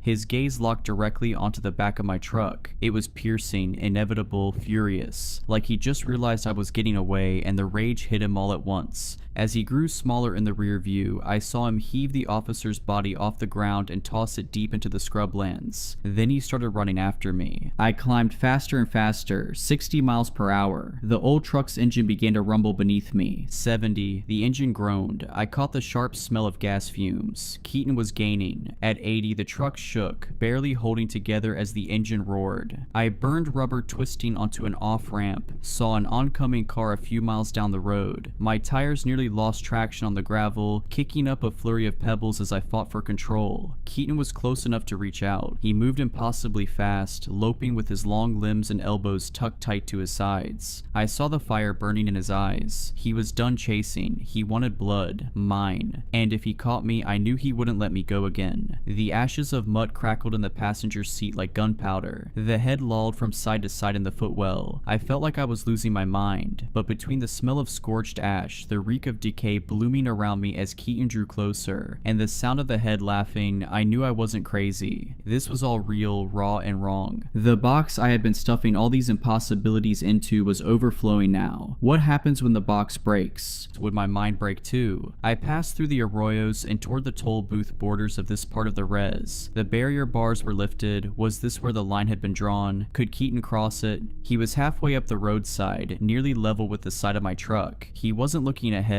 His neck was twisted toward me, his body pounding forward with a mindless kind of purpose. His mouth hung open, eyes wide. Behind me, Dr. Harkham's head shouted with laughter. The engine rattled with speed. Keaton was so close I could smell death. I could see the dried blood of so many victims caked across his twisted, nude body like a suit of crimson armor. Right as I crossed the border barricade, Keaton veered sharply to the left. I watched him clear the fence and crash down in a heap, thrashing on his back like an insect, arms curled toward the sky. The head stopped laughing. The ashes stopped crackling. I slammed the brake pedal to the floor. Keaton writhed. I saw Joe's trailer on the hill, half swallowed in dust, lit by the hard glare of floodlights. I focused the headlights on him. His thrashing slowed, then stilled. My tires thumped over uneven ground as I crept forward, heart burning like a live wire. I stomped the gas, aiming to crush him beneath the weight of the truck, but he leapt at the last second, sprawling across the roof and smashing through the back windshield in a burst of glass. I flung the car into reverse. One tire crunched over his leg. For the first time, I saw pain in Keaton's eyes in the rear view. I clenched my teeth until my jaw ached. Keaton clung to the frame, screeching. He yanked and pulled, his foot pinned like a plank beneath the tire. I slammed into drive. He flew backwards off of the car, his limb bending and snapping like a brittle branch. As I climbed toward the hill, I saw him rise again on all fours. One leg was twisted into broken segments, the foot dragging unnaturally across the dirt. And still he came after me. But now there was a break in his stride. He was slower, he was wounded, and if it bleeds, it can die. At least I hope so. I rounded the rise. The area was desolate, not a soul in sight. I hoped that was part of the plan. I prayed it was. I slid my car into park on the ridge and pulled the parking brake. Behind me, I heard the pounding of hands on earth, getting closer with every second. Keaton landed on my roof with a thud, the metal buckling under his weight. Then he threw himself forward, vaulted over the hood, and smeared blood across the windshield as he rolled and hit the ground. He stood facing me with those reptile eyes, blocking the way to the trailer. Its door was wide open. I pulled the gun from my purse and pointed it at him. He tilted his head and I felt my muscles tense. I wasn't pulling the trigger, something inside me was pulling against it. I fired once. The bullet missed him entirely and buried itself into the trailer wall. Keaton charged. I dropped the pistol and ran around the car. He roared as his broken ankle slammed against the dirt. He scrambled onto the roof again, and I ducked to avoid a swipe from his hand. The spot where Mutt had bitten my ankle throbbed, and the pain lit sparks behind my eyes as I flexed and pushed through. The body will break itself to escape death, and the mind, drowning in adrenaline, becomes a weapon. But he was feeling it too. The adrenaline. His nervous system was short-circuiting. His mouth open like a wilted flower, tongue flicking through the air. He was tasting something. Could he smell Joe? The others, were they near? He leapt and I dove through the trailer doorway. One of his claws raked across my back. I shoved past a floral couch, knocked pans off a shelf in the narrow kitchen, and bolted toward the bathroom. Keaton thundered in behind me, screaming, "I'll rip out your throat." His voice scraped like rusted wire dragged across concrete, echoing down the narrow hallway. "Play with your insides, eat them." The trailer rocked under Keaton's weight, metal hinges groaning. I slammed the bathroom door behind me and scrambled for the open window. My foot knocked over a toothbrush and a tube of paste as I shoved myself through. Pain flared along my back. The wound on my calf throbbed. Keaton was almost on me. I could feel his heat, the hate radiating off him. The door splintered just as I dove. My teeth cracked against desert stone when I hit the ground. A burst of white light exploded behind my eyes, and blood filled my nose, hot and thick. Something moved past me, fast, silent. I heard the window slam shut, arms wrapped around my torso and dragged me away from the trailer, around to the front by my car. Keaton's voice roared from inside, a storm of curses and blasphemy. He screamed like a trapped coyote, cornered and caged. He'd sensed something was off, but he couldn't help himself. His bloodlust had outpaced his instincts. Now he was trapped. I turned my face upward. The sky above the basin cracked with heat lightning. Purple veins crawled across the clouds. The air buzzed with insect calls and owl cries. The desert had awakened, and it seemed to know what was coming. A man I didn't recognize moved past me, wearing a bandolier of bundled sage and carrying a rawhide pouch that smelled of cedar and cornmeal. He approached the trailer with quiet purpose, opened my truck door, and retrieved the bundle of Mutt's ashes and the shrouded head of Dr. Harcum. With steady precision, he placed them both through a window into the trailer. Another man knelt in the dirt near the rear axle, an elder in a long shirt embroidered with turquoise beads and white ochre. He began to sing in a language I didn't understand. The words were low and heavy, his voice rolling like wind through canyon crests. He poured corn pollen in a slow arc around the trailer, his movements deliberate and unwavering. The others joined in. Their chant rose from the earth like the black smoke from the trailer. The song was older than Keaton, older than the desert. Then came the drum beat, deep and rhythmic. A taut deer hide stretched over a cedar frame, struck in time with the chanting. Inside the trailer, Keaton's limbs thrashed. A hand burst through the kitchen window, blistered and cracking. His skin was changing, splitting, leaking. Joe stood nearby, rifle leveled, his breath slow and focused. The bullets he fired were ceremonial, silver cast and marked with ash and pollen. Each one struck with meaning. Keaton screamed like something dying. His voice scraped against the trailer's walls as flames began to rise from underneath. The tinder place below had caught. Smoke coiled into the night sky, carrying something foul fallen wrong. The fire grew, hungry and bright, fed not only by gasoline but by intention, by design. Keaton howled as the medicine circle tightened around him. His bleeding eyes gleamed through the flicker of flame, filled with disbelief and fury. He clawed at the walls, tried to find the door, but it had been sealed from the outside with rawhide bindings and sacred paint. He scratched at the windows, too narrow for his spider-like frame to slip through. The chanting never stopped, even when the trailer began to cave inward, even when the screams turned wet and animal. The fire consumed, the wind shifted. I watched Keaton stop fighting. I saw his flesh pock, blister, rupture, and burn. He looked at me through the window the same way Mutt had, with those vacant, unreadable eyes. Keaton sucked up lungfuls of empty breath. Joe watched his home burn to embers. For me, there wasn't a trace of regret in his expression, only that same ruthless, focused anger. I spit blood through my cracked lips, and then the world went quiet. No birds, no insects, not even coyotes, no Keaton, not anymore. Only the breath of the desert and the low hum of thunder threading the sky. We stood and watched the trailer's shell glow red, then crumble. Joe's cousins moved through the sagebrush with extinguishers, tamping out sparks before they could catch. I didn't look away until it was dark, silent, hollow. Then I broke, not cleanly, not quietly. My whole body shook with sobs dragged from someplace beneath grief. I screamed, raw and hoarse, and clung to Joe like a raft in a black ocean. He wrapped me in a musty blanket and said nothing, just held on. One hand pressed firm to my back. I wept into the chest of his shirt. So much gone, so much taken. It better be dead, I said between sobs. We're going to bury the ashes of that guy. Death Spa's gonna make sure it doesn't come back. I used to believe in quiet deaths, gentle ones. That was before Mutt, before the laughing sickness that was Keaton. The world had gone still, no more chase, no more fire, no more road to burn through. Just the sound of my breath hitching, the dull ache in my limbs, and the weight of deep grief settling into my bones. If you enjoyed these stories, please consider subscribing and liking this video. Let me know your thoughts of these stories in the comments below. I frequently talk to my viewers there. But anyways, I hope you were creeped out.